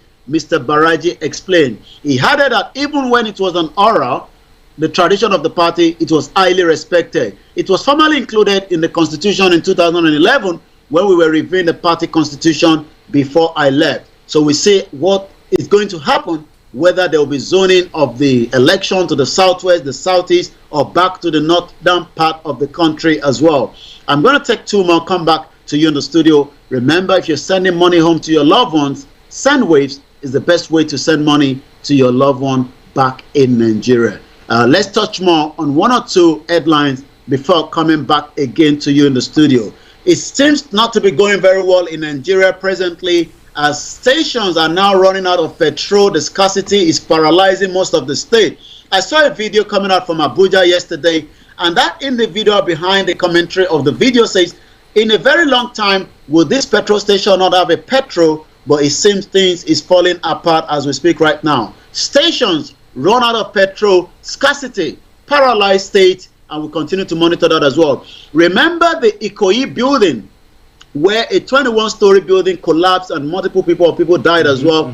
Ikoyi building collapsed. Lagos now to demolish the remaining skyscraper and also prosecute the culpable officials. It's again part of the corruption system that have become known in Nigeria and is having a big effect as well. This event took place, according to the information, the Lagos state government has accepted 26 recommendations of Toyin Ayinde-led panel that investigated the collapse of the 24-story building in Ikoyi area of the state. The governor Babajide Sanwo-Olu administration also rejected 2 of the 28 recommendations of the panel. In a white paper, the state government agreed with the recommendation of the panel that the existing 2 15-story buildings still standing at the site of the collapse on Gerard Road in Ikoyi should now be demolished. According to what we know, this building collapsed around November 1st last year, 2021, but we still have 2 more of it, which are about 15-story, still standing beside the collapsed high-rise, but it seems now those 2 high-rise buildings will be taken down. The question then again is, who is going to be prosecuted? Who is going to be held responsible for those that have died because lives were lost at that 24 skyscraper that was owned by Fourscore Height Limited? People were trapped to the people of almost 50 persons, including the firm's managing director, Femi Osibono. His friend that was heading to America had a stopover at that building, but he never made it out at that building as well. A United States of American-based Nigerian businessman, Wale Bode Oseni, his personal assistant, Onyinye Inwekwe, and some client as well. About 44 persons were said to have died as a result of that incident. I'll take one more, come back again to you in the studio. It is still Star Radio UK, your finest African and Caribbean radio station in London. As we do say, while other criminals non-criminals are quickly brought into, the court appearance, the media appearance, Abba Kihari may spend more days in detention as the NDLEA approaches the court. What do we know? Again, according to the embattled Deputy Commissioner of Police, Abba Kihari, and all 4 others may spend more time in the custody of the National Drug Law Enforcement Agency, also known as the NDLEA, has now approached the Federal High Court in Abuja, informing the court of its intention to detain the suspect beyond the stipulated 48 hours. The NDLEA has already begun a forensic analysis of the cocaine that was seized by these individuals. A top source at the agency, who wished to remain anonymous, said because he was not authorized to speak with the press, says the cop had made some revelations which will lead to more investigation. It seems more people would also have to be picked up. As we know, this individual was moving around with different socialites and different elite of people, dancing, going to parties. He was still at the wedding of the Inspector General of Police just some few weeks ago, before we now know he's involved in what we call a drug cartel from Brazil to Ethiopia back to Nigeria. This is Star Radio UK, your finest African and Caribbean radio station in London. Yeah, Abakari in trouble. Abakari in trouble. But let me acknowledge Prince Adebanjo Israel Gbemi. He says Nigeria is dead completely. How can a government of a country cover up criminals? Well, we'll see what the government would do about that. Okay, I seem to be having some feedback from your misplaced. Okay, don't you worry, listeners. Star Radio UK. Now, a quick one. There's a fuel shortage in Nigeria. I'm looking at the issue of the adulterated petrol that was brought in the country. That the government was saying that it's going to see to compensate people for that. Is it what has caused or brought about the shortage of petrol in or fuel in Nigeria? Is it? Well, you're quite right. That has been part of the reason why we've seen this multiple shortage, because almost about 170 million liters of adulterated petrol came into the country. The government was going to spend about 102 billion naira thereabout, to also rectify the problem.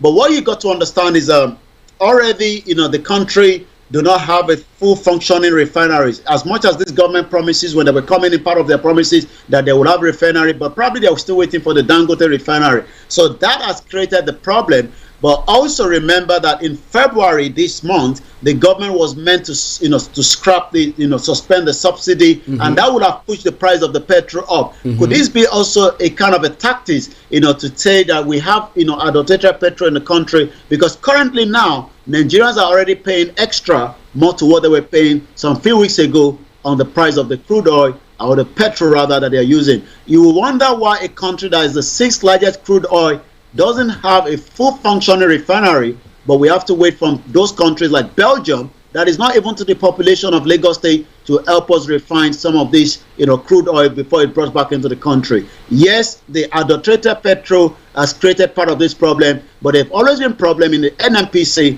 Is also one of the most corrupt part of the government system that needs to be scrapped, so that we can see or proper what we call a transparency, a clean auditing of that particular sector of the government, which a lot of Nigerians want to know more about the NNPC.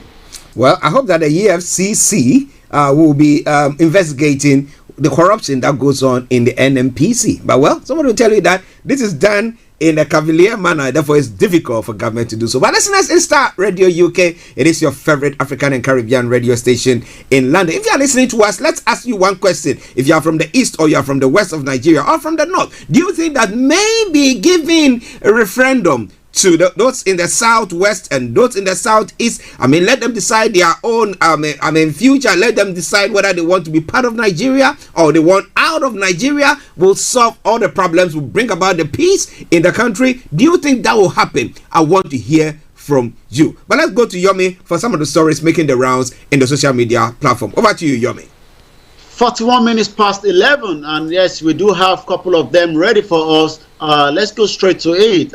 Yusuf, FS_Yusuf, and EFCC will parade young Nigerians with placards carrying their names boldly written on allegations of internet fraud. Is refusing to mention the name of a fraudulent military officer whose 10.9 billion naira worth properties were seized. What sort of double standards is this, with 3 question marks? Shege Link, very well known in Nigeria. 80% of Nigerians, if not more, have no iota of trust in the criminal justice system in Nigeria. Also, the son at the real king, okay, we lost that. Let's see if we can get another one in as we continue to monitor, some of the trending news from Nigeria as well. Okay, this one says, after shading, this one is coming from at real Nikki Agoms. After shading Tinubu Abi, where was Femi Gbajabiamila? Femi Gbajabiamila, yesterday there was a headline that came out that the Speaker of the House of Rep, Gbajabiamila, has launched a probe to Raufu Aregbesola, who is the current minister for looking after the prison custody and so much and so thereabout, for over a probe of about 165 billion naira prison fund. But it seems things are falling apart among the party where Aregbesola is also a member of the APC. But we saw him campaigning in Osun State in the last 72 hours when he was speaking against the national leader of the party by even putting it there that he has been peeing on his body on cameras that we saw when he was in Ijebu-Ode, somewhere about when he visited one of the royal father. Also, he was saying so many other things, but it seems just after his presentation in Osun State, the speaker have now decided to launch what we call a probe of Aregbesola over 165 billion prison funds. So this individual is now asking, where was Femi Gbajabiamila all this time? Or can he tell Nigerians that he is not aware of the stolen prison fund before Raufu Aregbesola attacked Tinubu? Last, a cruise country remains a cruise country. So you can see that a lot of Nigerians have been following what is happening. Also, this headline says, Ghana accused Arise Nigerians of tax evasion and floating the rules. So that is about it. I'm going to come back again to you in the studio where we will continue to say Star Radio UK, the finest African and Caribbean radio station in London. Well, listeners, keep your comments coming through if you have any pertaining to government, the federal government granting the Southeast or the Southwest the chance to go to the polls to find out what they think. A referendum, what do you think about all that? We want to hear from you. If you're not even able to decide, or you are still thinking it through, don't you worry. Tomorrow we'll be on once again, God willing, and then we will be having a take. But think about it. Do you think that would appease everybody? Maybe a referendum for the whole country. What about that? How would that even feel? Let me ask you, Yomi, if there is a referendum for the whole of Nigeria to decide whether the Southeast or the Southwest to be, do you think that will pan out well? Well, I believe a lot of people now understand what Nigeria is all about. A lot of people now understand based on the education that has been going on, on the social media and off the social media. In the past, we were believing that Mungo Park founded River Niger because that was what we were told. Only for us now to realize that Mungo Park never founded River Niger because River Niger has been there before Mungo Park father was born. And now that we've been able to understand all this, people now understand that the reason why you don't have good system that is working is part of the fraudulent military decree 1999 constitution. So if we throw out a referendum today, I'm definitely sure more Nigerians will vote to the option of having a very peaceful division of a country, just as done here in United Kingdom in 2016, when the British says they've had enough of being part of the European Union and they just wanted to have their own authority back here in UK rather than in Brussels. Well, listeners, we want to say thank you very much, and I think Yomi, let me say thank you very much for that wonderful contribution to the program and bringing us that update. It's been wonderful. Thank you. Before you go, stay tuned because Archie still have the rest of the program at 12 p.m. You'll also be able to contribute by calling into the program. But for now, I'll be back again same time tomorrow. It is Star Radio UK, the finest African and Caribbean radio station in London. All right, bye for now. Bye for now. Yes, listeners, that was Mr. Olayomi Koike bringing you updates from Nigeria. It is Star Radio UK, 11:46 the time. That is 14 minutes to the top of the hour. Let's take a musical break and some commercials, and then we will continue with the news that is making the rounds from home here and other parts of the world as well. So stay tuned, don't you go away. Welcome to Gabby Dave Global. We are a UK-based online e-commerce store, the first of its kind with license to trade in African products. Some of the products are clothing brands and all beauty accessories, hair and beauty brands, natural aphrodisiacs, processed and dried unprocessed food. Our mission at Gabby Dave is to connect African and Caribbean businesses to customers globally. At Gabby Dave, we ensure our sellers get the best deal for their products. We are not just here to help you reach a wider audience. We are also a distribution center to support business growth by fulfilling orders to your customers from our warehouse, making sure customers receive their products on time. We are inviting all Black-owned businesses to trade on our platform because we strongly believe Africans have a unique brand the customer would appreciate globally. So get in touch today and let us make your product and business go far. Here are some of the benefits of using Gabby Dave Global. User-friendly platform, track your shipment, online support, transparent process, multiple SKUs, multiple products, a platform that encourages manufacturers as well as traders. Our marketing and PR interventions amplifies yours. Organized products and categories for easy access and navigation. Access to global community, especially within UK and Europe.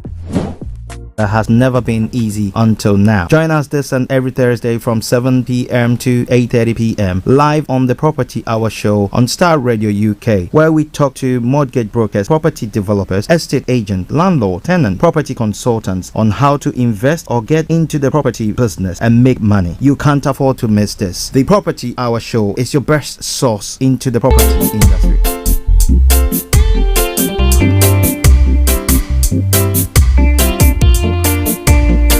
In your car, at work, at home, on your smartphone. UK. Enlighten your day with Starr Radio.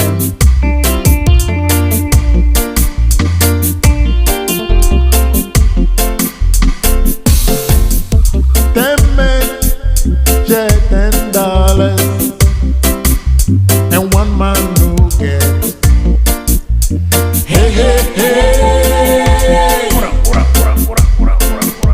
10 men share $10 and one man who gets. It's a disgrace. Where is the dollar? Where is the dollar? Where is the dollar? Where is the dollar? Where is the dollar?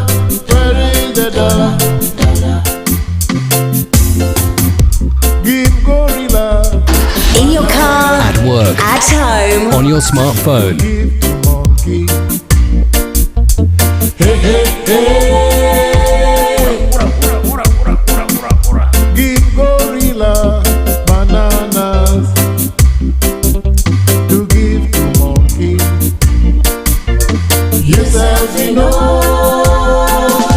Him no go see banana, banana. Him no go see banana. Monkey no go see banana, banana. Him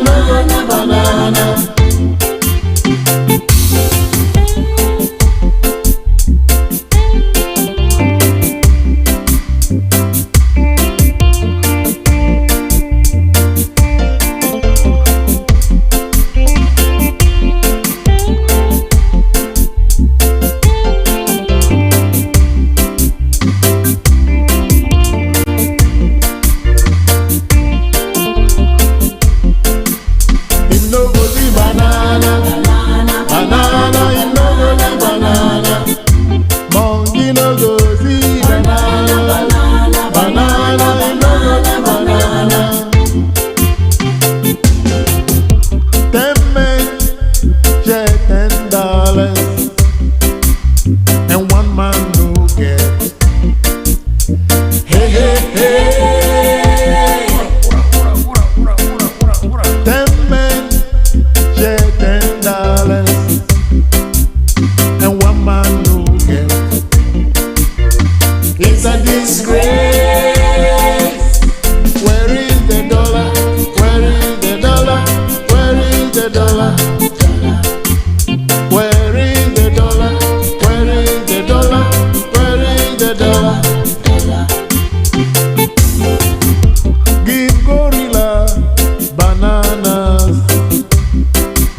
To give to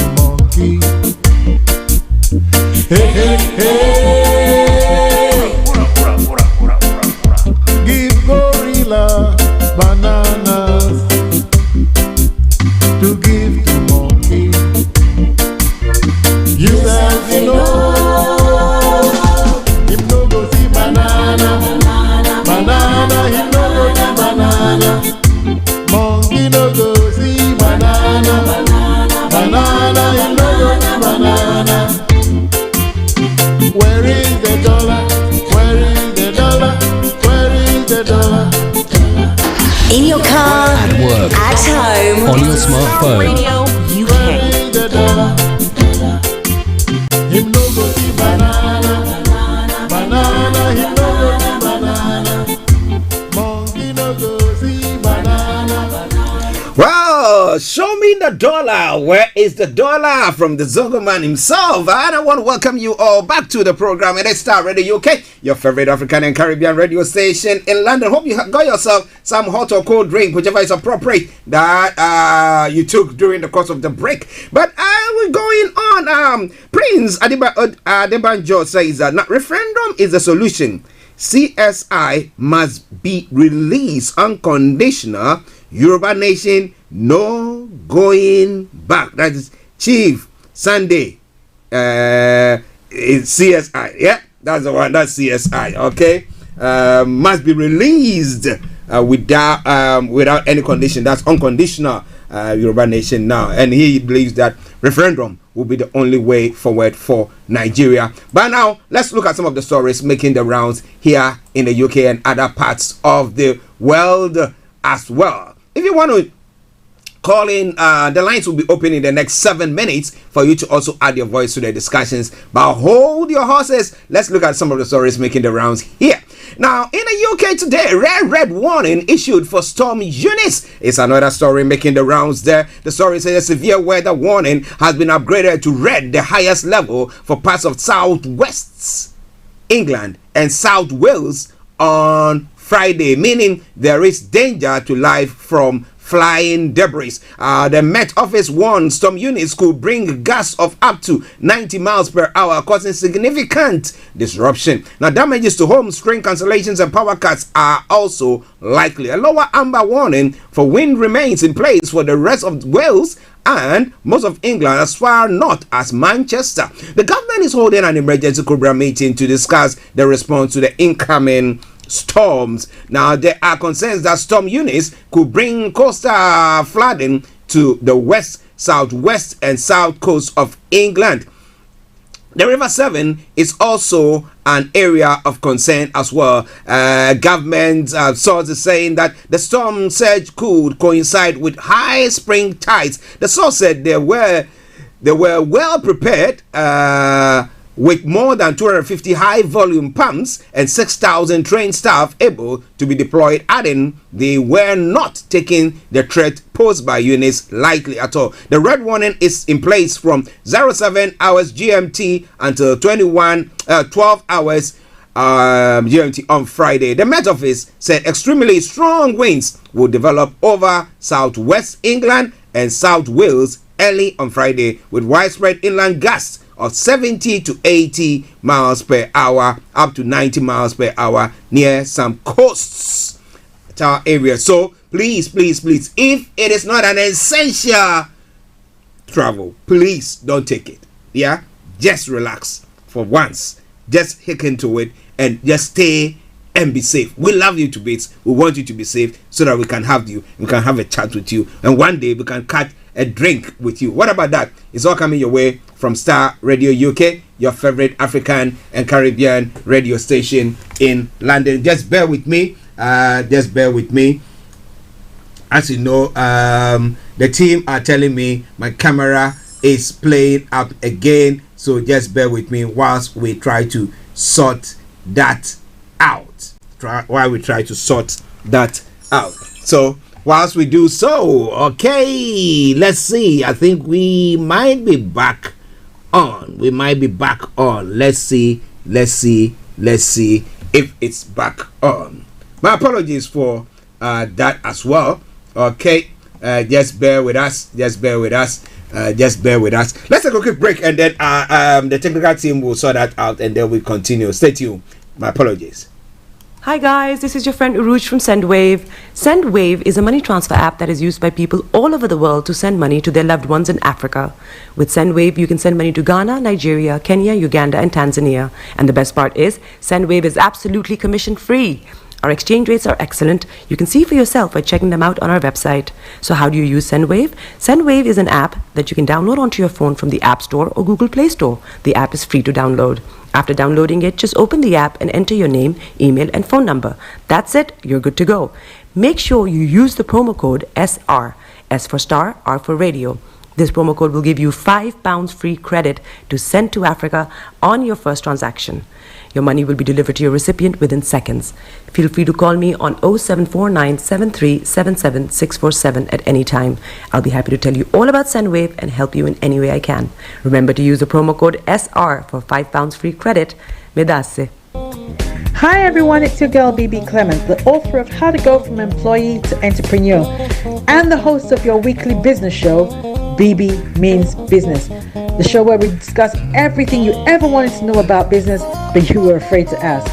How do I start my business? How do I raise the finance? How do I grow my business? Where am I going to find my customers? Join me every Tuesday at 1:30 p.m. on Starr Radio UK to get all the information and tips that you need to become a successful entrepreneur and become financially free. Remember, don't let life dictate to you. Rather, put your signature on life. Welcome back to the program Starr Radio UK, your favorite African and Caribbean radio station in London. Bringing the time now to just about a minute and few seconds. Okay, and few seconds to 12. So let me announce the lines open and then we continue. Now, if you want to call us, it's 0208-133-2257 or 580208-133-2257 or 58. Now, if you happen to be in the US, Canada, the Caribbean area, the numbers to call are or is 0017183032737 0017183032737. Call us on that one. Then you can text or WhatsApp us. Our text or WhatsApp number is 07539661744 07539661744. You can also WhatsApp call us, and I'll be able to pick that one as well. So use the same number 07539661744. Our Twitter handle is Starr Radio UK, and email address is info@starradiouk.com. Whatever you do, make sure that you get in touch some way, somehow, one way or the other. Let your voice be heard. Okay? Yes. All right then. So now let's continue with what is happening here in the UK. We did touch on the storm units that is supposed to hit the country. Call it tomorrow morning. So please, as we said earlier on, if it is not an essential trip, please, and even if it's essential, now we can do virtual meetings and stuff like that. If you can do so, use that. But please try to protect yourself. It is already UK. Now let's move on to some other stories making the rounds here in the UK as well. Well, the UK is to scrap visas for rich foreign investors scheme. You know, the visa offering foreign investors fast-track residency in the UK are expected to be scrapped by the government amid pressure over UK links to Russia. A government source confirmed reports of an announcement next week on Tier 1 investor visas, which offers residency to those spending at least £2 million. The scheme was introduced in 2008 to encourage wealthy people from outside the EU to invest in the UK. Now, it has been under review for some time after concerns it is open to abuse. However, the expected announcement next week comes amid pressure on ministers to cut ties with Russia over the threat of invasion to Ukraine. Now, Russia has amassed more than 100,000 troops along the Ukraine border, but denies its planning an invasion. We'll be bringing you more on that story in a moment, because there have been few developments. We'll be bringing that your way. But wherever you are, don't touch the dial. And a man has been charged after a hospital patient fight death. Now, Paul Reed died following an altercation with another patient at Rotherham Hospital on Saturday, and therefore has been charged. And then there was this story that is making the rounds, putting fear in people. But well, Paul Robson, the sex offender who fled HMP North Sea camp, has been captured. The story says that a sex offender branded a menace to families or to females has been recaptured after fleeing from an open prison. Now, Paul Robson, 56, was given a life sentence in 2000 after he sexually assaulted a woman at knife point. He walked out of HMP North Sea Camp in Lincolnshire on Sunday and spent 4 days on the run. Now, Robson was arrested in Skegness at about 09:30 hours GMT. Lincolnshire police have said that today, announcing his capture. Chief Superintendent Kate Anderson thanked members of the public who had shared their appeals to find Robson and reported potential sightings. Officers had worked tirelessly, yes, in their search for Robson, she added. And now he has been captured again. So he will be put behind the cage once again. Now, when it comes to prostate, well, more than 14,000 UK men are thought to need treatment for prostate cancer, but have not come forward because of the pandemic. The NHS is urging men to check their risks online as first steps to identifying a cancer that is very treatable if caught early enough. A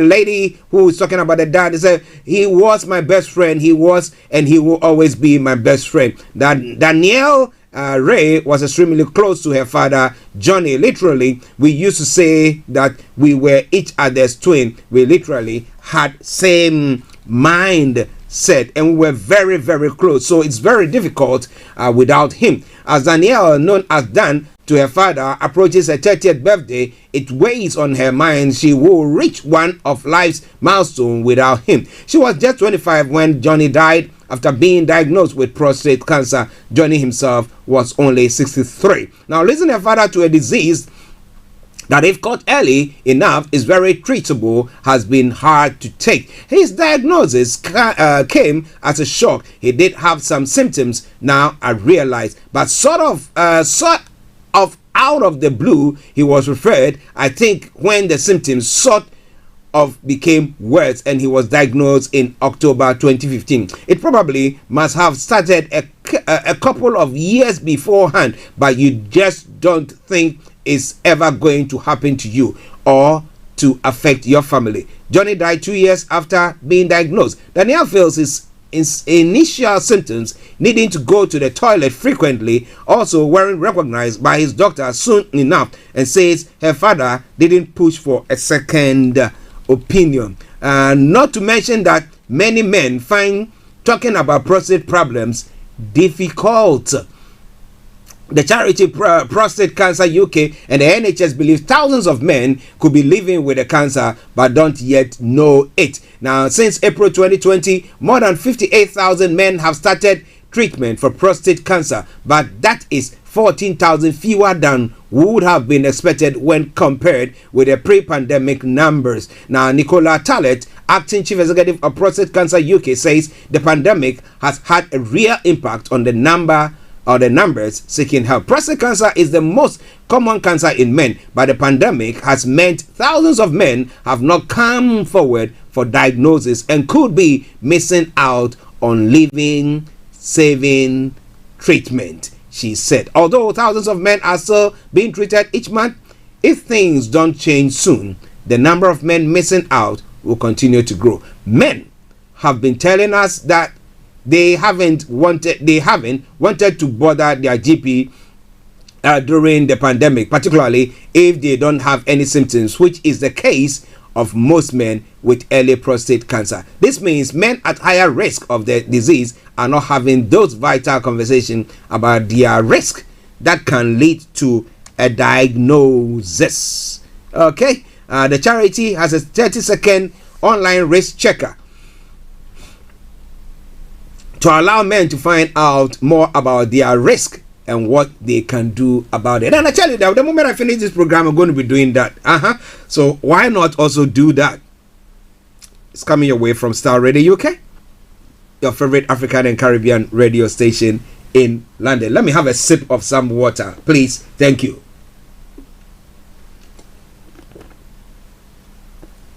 Okay. All right then. Okay. My producer is saying that I need to put out the symptoms of the prostate cancer so that if any man is listening to us, you will be able to see that as well. Needing to pee more frequently, particularly at night. Difficult starting to pee. Weak flow, and it's taking a long time. Blood in urine. These symptoms can be caused by other conditions, so it's important to get any changes checked by a doctor. All right then. So please check, and keep an eye. Okay. Yes, it is all coming your way from Starr Radio UK, your favorite African and Caribbean radio station in London. 7 minutes past the top of the hour at the time. Now let me take you straight to Europe and to where Ukraine, where it's all unraveling. The story says that Ukraine President Volodymyr Zelensky says joining the NATO alliance is a guarantee of security for his country, and that he will not compromise on this. He says, speaking to the BBC, it's not an ambition, it is our life. So he goes on further to say, Russia is opposed to Ukraine ever joining and wants guarantees that this will not happen. The US and Western allies are warning Russian forces could launch military action any day, but the Kremlin has repeatedly said there are no such plans and claims some units have been withdrawn in recent days. The world is watching for proof of Russian de-escalation, as a senior US official says. Contrary to this claim, a further 7,000 troops have arrived at Ukraine's borders. Now, President of the European Commission, Ursula von der Leyen, says the EU will remain vigilant until Moscow's words are reflected on the ground. The UK Foreign Secretary Liz Truss, who is traveling to Ukraine, says the West should not be fooled by Russian claims. But interestingly, that's pertaining to what is happening today. Now, Lavrov has accused NATO of having crossed line.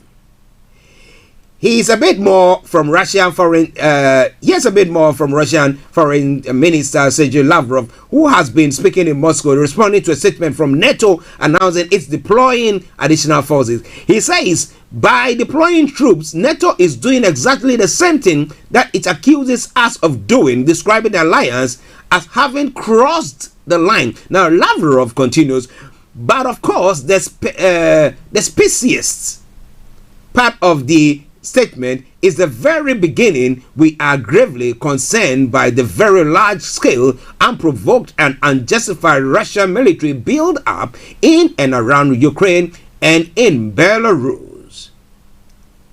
Now, what do you think about that? You know, this sense of personal superiority and personal infallibility has, in my opinion, already crossed the line, and unfortunately, our NATO colleagues simply cannot see this line. Is it a blurred line that is talking about there? Well, some developments for this morning as well. As we've been reporting, Ukrainian officials have accused Russia-backed separatists in Donbass of shelling a village on the Ukraine-controlled area. The Russia occupation forces shelled the town of Stanitsia Lushanka in the Luhansk region. Now, crudely violating the ceasefire agreement, the Ukrainian military officials said in a statement. As a result of the strike, the building of a village kindergarten was hit. A shell smashed through the wall of a music room. Well, there are pictures of it. Now, village head Albert Zinchenko said three people were injured. A security guard, a laundry worker, an assistant nursery school teacher. They are in hospital suffering from shell shock and stress, said the mayor. The mayor added that some children were in the building at the time of the shelling but escaped unharmed. Earlier, Russia-backed separatists in the Donbass region claimed the Ukrainian military started shelling a number of settlements. And that was what I was talking about days ago. that should not continue, because exercise and that, and then a little mistake, boom, and then that sparks a whole war. Well, I hope that they see to that. But still, in relation to that, Defense Secretary Ben Wallace says Russia will be judged by its action as troops build-up continues. We've seen the opposite of some of the statements. He says we've seen increase of troops over the 48 hours up to 7,000. We've seen a bridge constructed from Belarus into Ukraine or near Ukraine. I think we'll take them by their word, but we're going to judge Russia by their actions. And at the moment, the troops build up will continue. It's continuing now. While it says NATO, the alliance of Western government, is united and is deadly serious on how we're going to face the threat being posed to Ukraine and potentially our security. Now, speaking after a meeting of defense ministers, he says it is becoming tragically normal for Russia to use malign activity and threats to try and get its way, and Europe has to respond to that. This is a real challenge to the stability of Europe, Wallace added there. It's all coming your way from Starr Radio UK, and it's your favorite African and Caribbean radio station in London, and that is from the war front. Yes, alleged. Should I put it that way?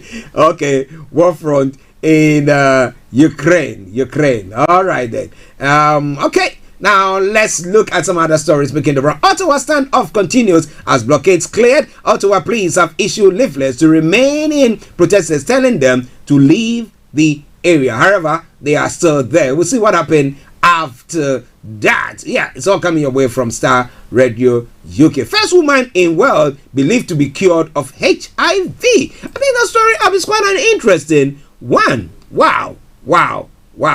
Okay, let's see. It's a U.S. patient is believed to be the third person in the world and the first woman to be cured of HIV. The patient was being treated for leukemia when she received a stem cell transplant from someone with natural resistance to the AIDS-causing virus.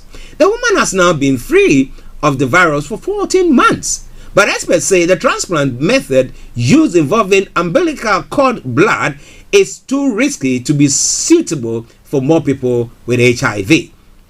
The patient case was presented at a medical conference in Denver on Tuesday. It is the first time that this method is known to have been used as a functional cure for HIV. The patient received a transplant of umbilical cord blood as part of her cancer treatment and has since not needed to take the antiretroviral therapy required to treat HIV. The case was part of a larger U.S. study of people living with HIV and who had received the same type of blood transplant to treat cancer and serious diseases. Now, the transplanted cells that were selected have a specific genetic mutation, which means that they can't be infected by the HIV virus. Scientists believe the immune system of recipients can develop resistance to HIV as a result. That's a good one, a good development there. Giving some hope to people. We know that now people are not dying of HIV because you take the antiretroviral drug and you'll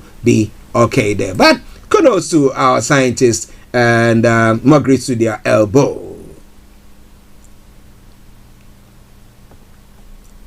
Well, Apple boss is facing a backlash. The Apple boss Tim Cook faces opposition to 73 million pay package. 73 million pounds, you know. Now, investors are being urged to vote against $99 million or 73 million pounds pay package awarded to Apple boss Tim Cook last year. Now, institutional shareholders said it has significant concerns over the size of the award, up from 14.8 million the year before. Mr. Cook, whose net worth is reportedly more than 1 billion, received the pay in shares, salary, and for other costs. It goes on to say, in a letter to shareholders, the ISS said there are significant concerns over the design and magnitude of the package. Half of the award lacks performance criteria, ISS said. Now, Mr. Cook, 61, who has often spoken publicly about his concerns over equality and human rights issues, said in 2015 that he would give away his entire fortune before he dies. Who is he going to give it to? Hello, I'm here. Can you give me something? Now, according to the IAS, Mr. Cook's pay was 1,447 times more than the wage of an average Apple employee. His package included $630,600 in personal security costs and $712,500 for personal use of private jets. Now, ISS said the cost of such perks significantly exceeded comparable companies last year. Now, last year, a U.S. Security and Exchange Commission, that's the SEC, filing showed that Mr. Cook donated almost £7.4 million worth of Apple shares to charity without naming the recipients. The company behind the iPhone, iPad, and MacBook became the first company to hit a $3 trillion, that's 2.2 trillion pounds stock market value in January before dipping to its current value of $2.8 trillion, that is 2.1 trillion. Shareholders' returns are now more than 1,000% since Mr. Cook took over in 2011. But somebody will say that if he taking over and his management under his watch, stakes have gone up and the shareholders are getting up to about 1,000% interest. I mean, why not? Why not? Well. There should be some way of controlling such stuff, and that seemed to be what seemed to be going on. But it's All Star Radio UK, your favorite African and Caribbean radio station in London. Okay. Just bear with me as we continue with the show. All right, then, just bear with me. Okay, now moving on to other stories still making the rounds across the globe before we go to the African continent. Yesterday, whilst I was on my errand, the story just came up, and I was quite taken aback because of this. Because Simon Nellis, Sydney shark victim, named as locally as a British man. Now, the story says a 35-year-old British man has been named as the victim of Sydney's first fatal shark attack in nearly 60 years. A friend confirmed Simon Nellis died in the attack on Wednesday. Now, police have not yet formally identified the victim, and his family have not commented. Australian authorities are still searching for the great white shark, with swimmers banned from the water and most cities' beaches shut after Wednesday's attack. Mr. Nellis, who was diving instructor, was mauled by a great white shark just off Little Bay in East Sydney. Now, shark attacks. Okay. Whilst I get Kojo D on, just bear with me. Let me finish that story, and then we can get Kojo to add his voice to that. Now, Mr. Nellis, who was diving instructor, was mauled by a great white shark just off Little Bay in East Sydney. Now, shark attacks in Sydney are common because the city has long had nets and other deterrents in its water. On Thursday, several lifesavers on jet skis patrolled 25 kilometers, that is 15.5 miles, stretch of the water from Bondi in the city's east to Cronulla in the south to find the shark. Authorities are also using helicopters and drones to what? Capture it and kill it, or what? Or maybe take it to the lab for experiment and check why they are always about or after human blood. But well, we are Starr Radio UK, and we are after good news and news that is making the rounds. And I've got my man, Mr. Kojo D, who has joined us. And let me say, Kojo, good afternoon to you. Yeah, good afternoon, Archie. Yeah, how are you? Yeah, I'm doing very, very well. And you?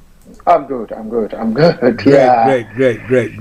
Great. Now, interestingly, developments in Ukraine has been one of the headlines there. But first of all, let's look at the stories making the one of the stories, or okay, the ones that I've discussed so far. Which one has been one that you want to? just Yeah, touch let's on. just go on. Yeah, Okay. let's go on with some of the ones you've picked, and we can just navigate. Okay, good then. Now, the storms that is supposed to hit the UK. It's quite a worrying one. What preparations? What advice? I know you travel a lot as well, but of late I know that you don't. But what advice will you give to people who are, should I call daredevils? Let me put it that way. Who all the advice they will decide to still go on. What do we do with them? How can we say? I mean, if someone is bent on traveling, you can't stop them, really. I think the Met Office have done the best they can. But if someone really wants to go on a journey, I think everybody would say the journey they intend going on is equally very important. So they need to go. So you can't really stop people. But the warning has been put out there. I think people should be wise. That's all it is. So if you think your journey is not that very essential, even the train lines are actually offering that people can reschedule the train lines and keep the ticket. So if you decide to still travel, or how are you going to travel? If a particular train says I cannot do that route, are you going to hop onto your vehicle? It looks like that's what some of them are going to do. Yeah, it's very difficult to define to some people what they class as an essential travel. I mean, some people don't even listen to the news. So even when that is coming up on the news, they don't listen to it, they don't see it, they just want to do what they want to do. So it's a difficult one, and that will also put the emergency services at edge. And normally the emergency services would have been planning for all these kind of things, planning for people who don't follow instructions, planning for people who put their own lives at risk, planning for people who want to take adventure. So the emergency services plan for all these type of scenarios. We hope that they are able to do what they plan to do. But my only worries are with people who have lost power. They have no energy. This morning I heard some people spend the night in their car. Because they have to put the heating on in the car. In the car, and the car there's no heating on in their homes. Oh God! So they spend the night in the car, and run the whole engine throughout the whole night. Meanwhile, fuel prices are rocket high.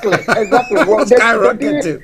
They didn't have a choice, and in doing that, they are polluting the environment. But you can't blame them for it. Catch-22 situation, you know. Yeah, you can't blame them. I mean, who want to be in a cold? No one. Everybody wants some. Yeah, so if the houses are not warm enough for them, what would they do? They haven't got a gas. They have no electric. And don't forget, some of the gas equipment only work with electric. So your boiler works with electric. So if there's no electric, automatically the gas can't work.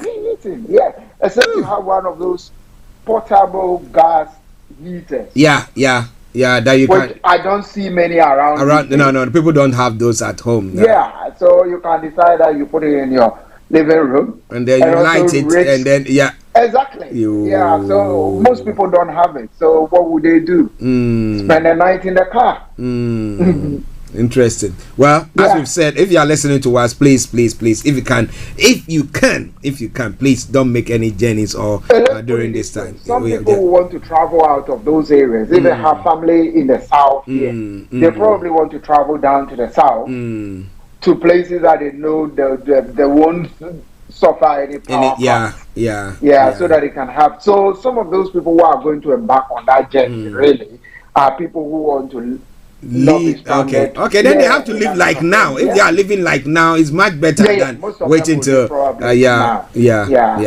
Okay, listeners, it is Starr Radio UK. Now, one other interesting story that I touched on that pertains to men is the prostate cancer appeal that the charity is talking about, because it's something to do with men. And a few, men, we are with, I don't know, because of our macho-ness, at times we don't want to talk about things we don't want to. So what advice would you give to men during this time with that information that has gone on in the 14,000? I think we can't do much more than what the prostate cancer society has been doing already. They've been putting out a lot of messages, and more especially people in our category. If I say category, our background.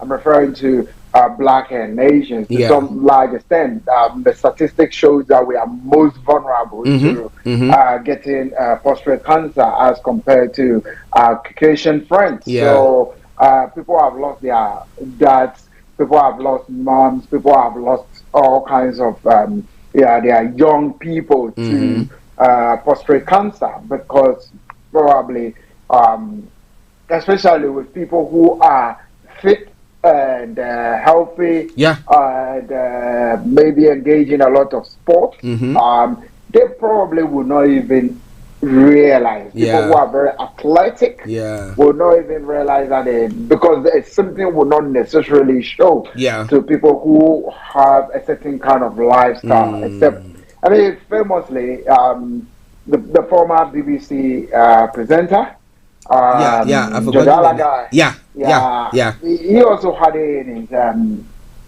early 50s. And in England, the diagnosis is always at 55. In Scotland, it's at 50. He made a case that, or he was trying to make the case that it should be dropped down to 50. But I think now the prostate cancer organization, that is Prostate Cancer UK, is actually encouraging people from our background to try and have diagnosis by age 45 if they have a history in their family. But the problem we have is that most people don't even know, from people from our background, whether they have a history of prostate cancer in their family. Because your parents will not tell you exactly what you know. Exactly. There is that cavalier thing there. They don't talk about issues, and therefore you don't even know. Information is kept away from people. And I don't really also blame them, because people have not been diagnosed in the past. So you had some people die in their late 50s, early 60s. They just tell you they had a short illness and they died in the hospital. They might have had prostate cancer and it might be ongoing for a while. I know someone who was a doctor who even died at 63 from prostate cancer. And when he was having the whole issue, people thought, they didn't even think it's prostate cancer. Yeah, because they expect him to know better. Yeah, and he kept saying that there's something not right with him. And they now kept saying it could be issue with his spine. And they went to look into his spine. They wanted to do surgery, and they realized that there was nothing wrong with his spine. It's normal and perfect. So they decided they would take samples of his bladder, the PHS, and send it over to South Africa for further diagnosis. This doctor I'm referring to lives in Ghana. So they sent it over to South Africa for that, because he kept complaining that to his colleagues that he can't even work. He's really, really, really very poorly. And when they went to South Africa and they came back, he had prostate cancer. Wow. And it was at an advanced stage. Oh gosh. So nothing could be done for him. A young 63-year-old just wasted and died. Wow. So that is the issue. I mean, sometimes we keep it to ourselves, but I think we have to get a word out there. Just as you said, we have to get a word out there. We don't want people to become victim of this dreadful disease, but yet could be cured. And tackled much easily if the right thing has been done. Well, listeners, if you are a man listening to us, if you are a wife listening to us, you are a sister, you are a brother, a child, whatever it is, please talk to your male, your men. That they need to make sure they do so that you go get yourself a test. If there is nothing there, praise God. Just get on with your life. But from time to time, they'll tell you that you have to come and check. At least you have that peace of mind and you can go on, especially when you don't know much about the history in your family, as to whether there is a post-rate history in your family. You're not sure about that. Please see your doctor ASAP. But it's all coming your way from Starr Radio UK, your favorite African and Caribbean radio station in London. Let's quickly go to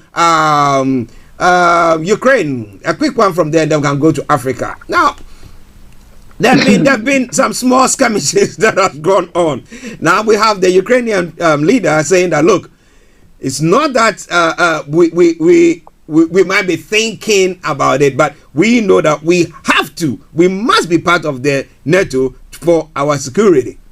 Now, that is what one of the offers or one of the lines that Russia was saying, that we don't want this line to be crossed. And the fact that Russians are saying that they are, moving their troops back, redrawing troops, and some information coming through and some videos showing that no, they are moving them to some other site. So they move on from point A and move it to point B, but still on the borders, is still the fact that there is war. That seems to be something that might happen, just a matter of time. That is not going to end.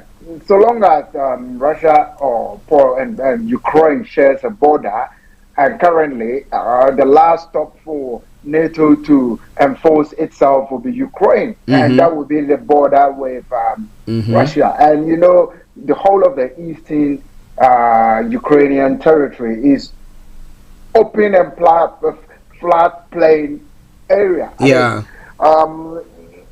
Like I always refer to when we were there. I mean, you can be on one side and you can see through to Russia because it's so flat and plain. So Russia wouldn't want NATO on their backyard. In the same way, Ukraine also doesn't want Russia at their backyard because they could see each other from across to the other side easily. There's nothing. The ground is so level that the border area is so open. So I think the Ukrainian president made it right. They don't have a choice as it stands because if they're going to stand the might of Russia, then they need some external support from other organizations. If Poland has been able to get NATO into Poland, that shows that Russia doesn't even try to take its troops to the border of Poland with Belarus doing that kind of thing. Then I think Ukraine is looking at that and saying, "Oh dear, we should have done this years ago." And I think it's right. And again, Sergei Lavrov is just a typical politician, playing his role as a politician, and also saying that, look, we are moving out. It's something we do all the time. And I know the Western politicians also would have said the same thing, because Western politicians are now saying, well, we are enforcing our presence in our NATO alliance countries. So eventually, it's just a waiting game when Ukraine will become a member of NATO. Ukraine can agree to whatever Russia is saying now. I say, okay, in the next 10 years, we can say we are not going to be part of NATO. And that will get Russia off from their back. Okay. Meanwhile, they do their internal plans. Once somebody doesn't leak that information to Russia, they can gradually put everything together within the shortest possible time. They can attack. They are in NATO. You think that is not possible? That is possible. It is. It is. Other nations have done that. I mean, what promises are in China giving to other countries? Yeah. And they look at it and say, "Oh, things have changed." Yeah. I mean, China said we're not going to take over Hong Kong in 50 years. I mean, now less than 30 years, China is stepping into Hong Kong. So, what stops Ukraine from strategically planning with the West and putting out a statement to say that we are not going to join NATO in the next 10 years. We don't foresee joining NATO in the next, and that will get Russia off their back. And once that is gone, then they strategically plan and get inside. They should take us to give advice to them. Well, maybe that's what they should have done. But with him coming, making that statement now, I don't know what the action is going to be, because we know that there have been some small skirmishes that have gone on, some small grenades that have been thrown, or mortars that have been fired and stuff like that. We hope that the peace, pertains or prevails there, so that it doesn't escalate to anything. We really hope, because loss of life is going to be something that we cannot talk about. It's going to be probably very, very bloody. Some Western politicians put it this way: it's just going to be body bags to Russia and body bags inside Ukraine. But nobody wants that kind of situation. Okay, listeners, it is Starr Radio. You can go 23 minutes more to bring the program to a close. But if you want to join in the conversation, feel free to do so. Call us on 0208 133 2257 or 58. If you happen to be in the US, Canada, or the Caribbean area, it's 001 718 303 2737. 001 718 303 2737. You can also text or WhatsApp us 075 3966 1744. 075 3966 1744. Our Twitter handle is Starr Radio UK, and email address is info@starradiouk.com. So do so. All right then. Now let's move on to the African continent. France and allies to withdraw troops from Mali. It's quite worrying, because France and its allies in a European force will withdraw their troops from Mali after almost a decade. Now, President Emmanuel Macron has announced the troops have been involved in the fight against Islamist militants in the country since 2013. Mr. Macron said the decision to leave followed a breakdown in diplomatic relations amid growing hostility from Mali's governing military junta. Now, the forces will be redeployed elsewhere in African Sahel region. Now, we cannot remain militarily engaged alongside de facto authorities whose strategy and hidden aims we do not share, Mr. Macron told a news conference in Paris today. Now, so we see the Sahel area where we see all these various militants, the ISIS, what do they call ISWAP, and all those, rearing their ugly heads. And we had these foreign troops there who were helping some way, somehow, to hold them back. But now, with the introduction or the coup d'etat that took place in Mali, and what is going on, I don't know whether because France wasn't in favor of the Malian coup d'etat, and therefore maybe the government, they call them the government of Mali, have decided that they are also not going to be sharing their intel with the French, and because of that, the French say we are pulling out. But how is Mali prepared to actually withstand being overrun by these militants? Look, Mali after the coup, Chad after the coup, Burkina Faso after the coup, Niger. Talk about those countries. The only country in that equation. Now you have 5 countries calling themselves G5 Sahel countries. in that region, they call themselves G5 Sahel countries. And that is Burkina Faso, Chad, Mali, Mauritania, and Niger. Out of these 5, 4 of them have military heads. What do you expect?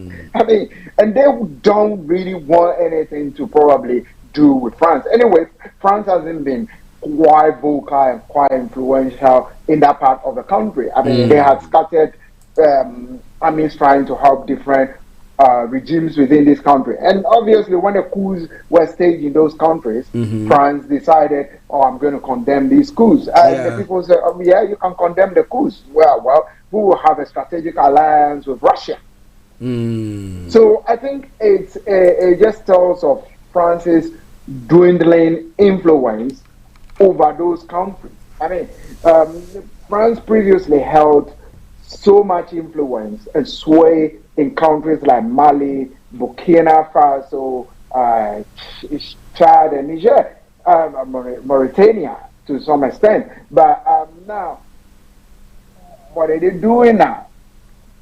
They don't have any influence whatsoever over those countries. Their influence is gradually breaking down and waning off. And Mali and Niger and Chad are all aligning themselves with Russia. So that is a situation as it stands now. So France had no single influence over any of these recent military leaders who have taken over through coup d'etats. So to have any real influence and exert any influence on those countries, they're finding it really difficult because, first, if you come out to condemn me, why should I be your friend? That is exactly what that's what the Malian leaders, the military leaders, that's exactly what they are saying. And if you look at Mali, Chad, and Niger, to some extent, they are across the same border. And part of Burkina Faso extends upward towards Mali. So they are saying, you know what, we're better thinking of ourselves than thinking of France. Colonial masters. Yeah, exactly. And I think they've assessed all that. So France hasn't even helped us in any way. I mean, when all the militants were there, what really was France doing? France had only probably about 600 troops on the ground. Or less than, probably less than that. Which is not good enough or strong enough. It's not good enough to fight those people. They probably didn't have the power in the air to even, fight. They were just tactically on the ground to ensure that there is some kind of normality around the areas they are or where they hold interest. So basically, they were places that they have interest. And now these people say, you can go. We are now a G5 nation of Sahel nations, and we can plan our own joint military operations and do our own thing. And of course, where are they going to get their weapons from? They're going to rely on Russia to give them all the military backing. Because they've seen Russia done elsewhere. And Russia is also finding outlets to assert itself globally. So why would Russia do it? Wow. Well, listeners, it is Star Radio UK. It is your favorite African and Caribbean radio station in London. 16 minutes to the top of the hour at a time. It is the Thursday edition of the morning show with me, Kojo D, in South London. I'm Archie in the studios of Starr Radio UK. Okay, now let's quickly have a look at the story that has just come up. South Africa's President Cyril Ramaphosa said he's keeping a close eye on anti-migrant protests amid a wave of unemployment, particularly amongst young people. Now, speaking to reporters in Cape Town, Ramaphosa rejected accusation of xenophobia. He said, "We are keeping a watchful eye on the way that people are responding to the presence of people from other countries in our own country. We have made it clear as South Africans that we are not xenophobic. We do not hate people from other countries. In fact, we embrace people from other countries," reassured the president. The president is sitting in the in his palace, whatever they'll call it, and will be making that statement. But on the ground, you'll be seeing a different thing that is going on there. What is your reaction to that statement? Look,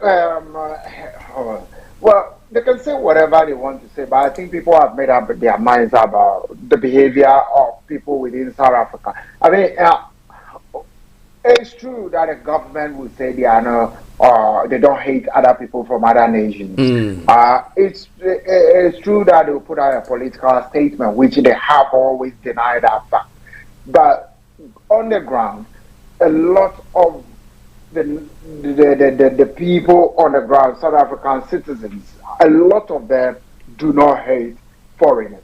But again, they're also, let me put it this way, let me rephrase it. There's a silent majority that do not hate foreigners, but at the same time, there's a vocal minority, right, that will go out and perpetuate wrong against other nationals.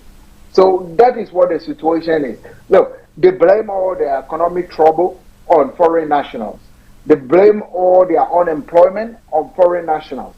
I mean, and this has been going on for years, maybe not decades, but years. It's been going on for as long as like 5-6 years. There have been persistent calls in their parliament by different politicians, and the most fiery one came from the economic freedom fighters leader. They talk about apartheid. They have gone under apartheid and have seen all these difficulties. Yeah. And yet they come to do the same to other people who are they deem as foreigners. Yeah. So, but you know, I think the vocal minority probably have not experienced apartheid before. Some of them were born post-apartheid. Yeah. So they don't really know what the contributions that some other countries even countries have made to bring them to where they are.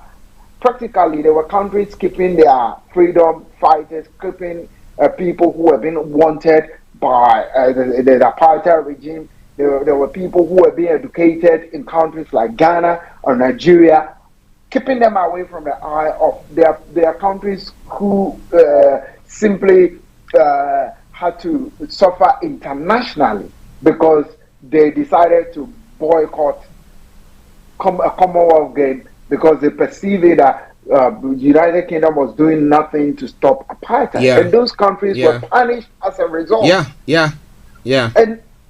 And now they've stood with them and fought with them.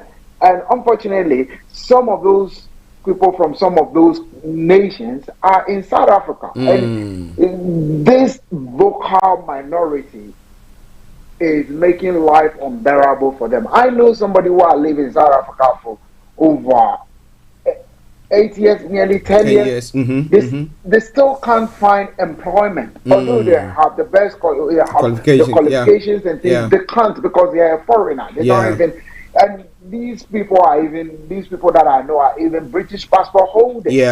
And some of these people are creating their own employment. A lot of the foreigners that they are attacking for taking South Africa's job, they are not being employed by South African companies. They have created their own businesses. Exactly. Some have created the businesses and have hired both South Africans and other nationals into the business. Then they go and attack the business and bring down the business and claim that they are not getting jobs. So who is going to provide the jobs for them?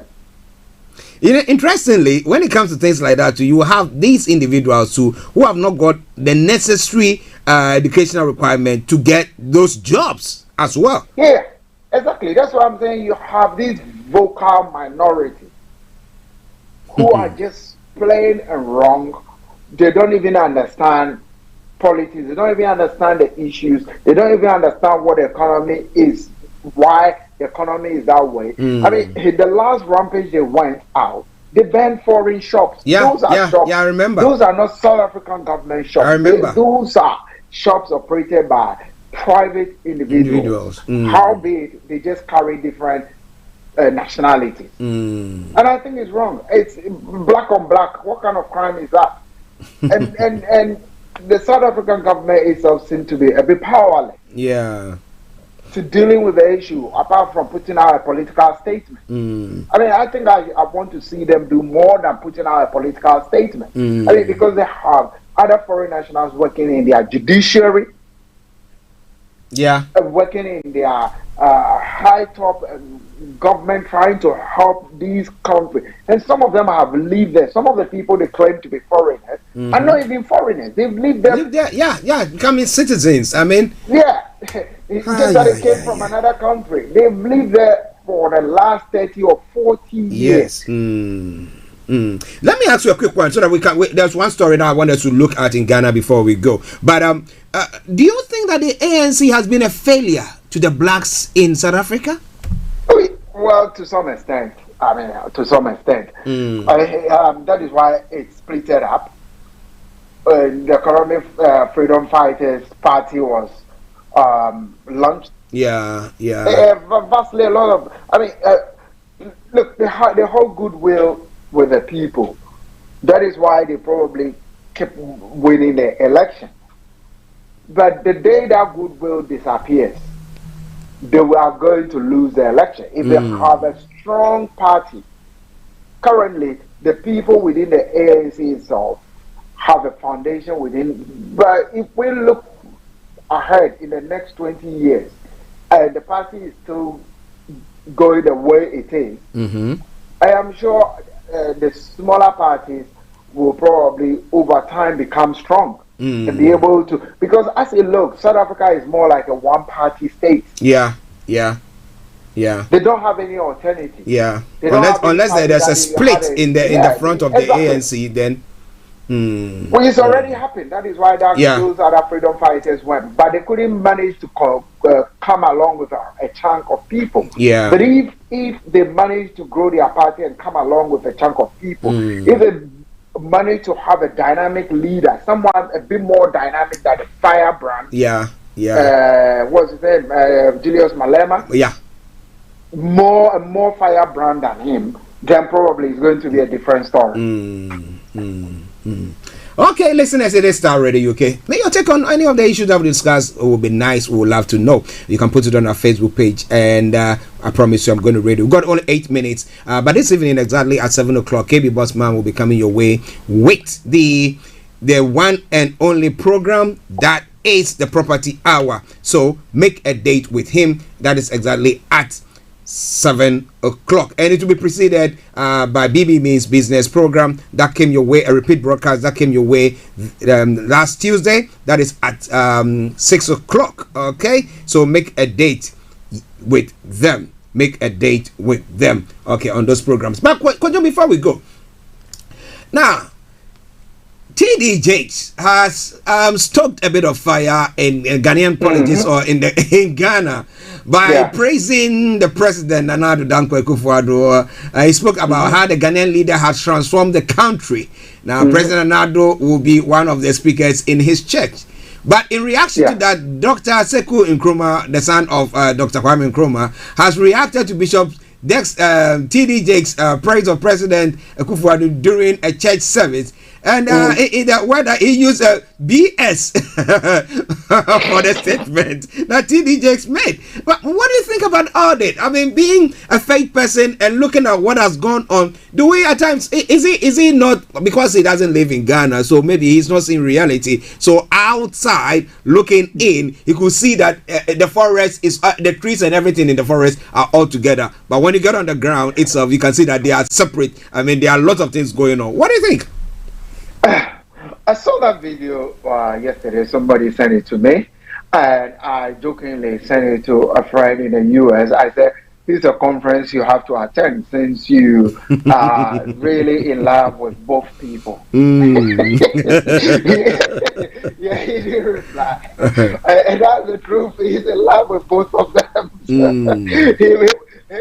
To some extent, you jump at defending the president of Ghana at any opportunity he has. I mean, that is not a wrong thing to do that, but because he's a strong believer in Nana Akufo-Addo. But I think it's more of a church promo. So, I mean, to get people into your conference, you need to say the good part of the person. You don't want to say the very bad part of the person. So it's a PR thing, and I think it's his PR team that has put that together for him. Okay. Oh, yeah. So I will look at it that way. As much as it's incurred the displeasure of other people like Dr. Sekou Nkrumah, and I think he's not the only one. He's incurred the displeasure of so many people, even people in the opposition party, and probably people who even are, Ghanaians who are members of the TD Jakes ministry, who do not support Akufo-Addo. It would have incurred their displeasure also, but they will silently swallow the BS, according to Sekou Nkrumah. But I think it's just more of a publicity and a PR kind of thing. So they should leave it at that and not go any further. Yeah. All right. Listen, let's start already. We're going to be running up, but let's go to Kojo for one of the stories that made your day. Over to you, Kojo. Well, maybe we might go into somewhere in Ghana. Okay, yeah. I mean, we pick one story from there, but I wanted to link up one other story about Mahama being called as complicit in coup plots and coup allegation. I think it's out of order. Honestly, I mean, if I had my way, I would have condemned the MPP Bono regional chairman for doing that kind of thing. I mean,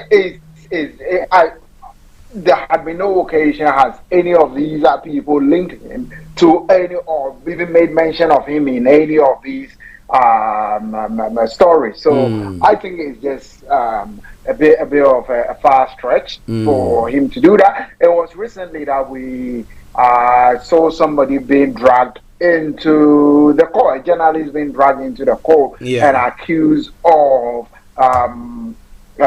fake news. Or doing fake publication.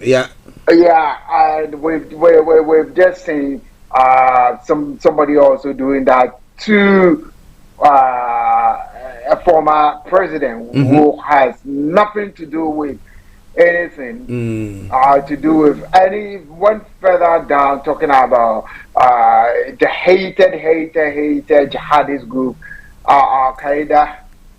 I would say implicating the former president as conniving with them to stage a coup. I mean, I think it's just plain wrong, and I don't know how these people's thought patterns are. And it's great that I think the police also, or the security services also subsequently acted fast in that case. So to make sure he's apprehended first, so that it will balance the equation. It will not just be when somebody says something about an NPP people that the security services get involved. But if they say something that is also deemed as false news, they need to be dealt with. Against the opposition, the police should also be seen as equally, or the security forces should be seen as equally arresting that person. And that is fair.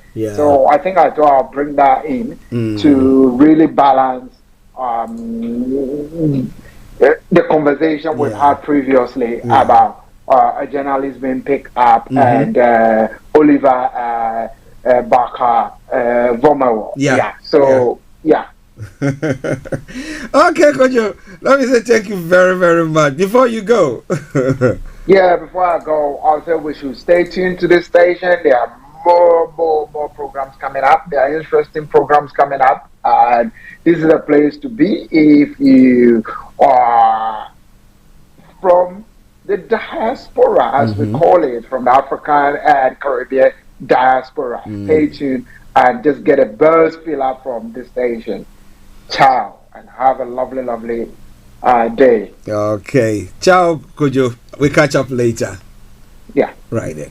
Well, listeners, this is where we bring in a program to a close for today. Let me say thank you very much to each and every one of you who tuned in today to add your voice to the discussion, to listen to us, and those who posted your comments on Facebook. I salute each and every one of you. Thank you very much for doing so as well. Well, on that note, like I said, this afternoon exactly at 6 o'clock, the BB Means Business Show will be coming your way by BB Clement. It's a repeat broadcast of the show that was transmitted live last Tuesday, and KB Bossman will be coming your way with the Property Hour show, and today he's going to be looking at how to find credible tenants.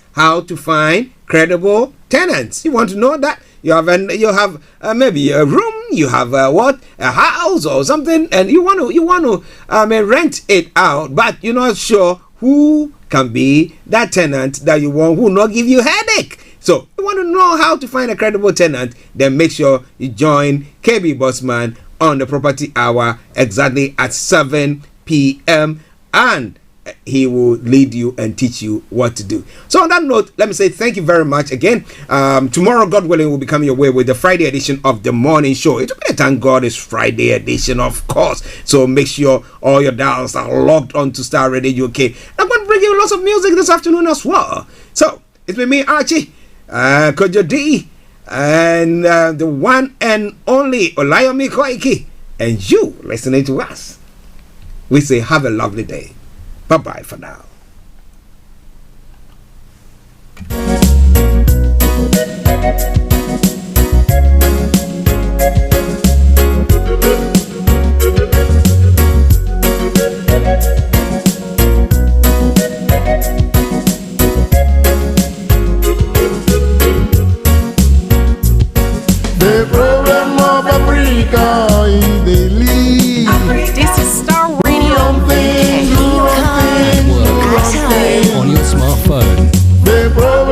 of Africa is they live. Africa.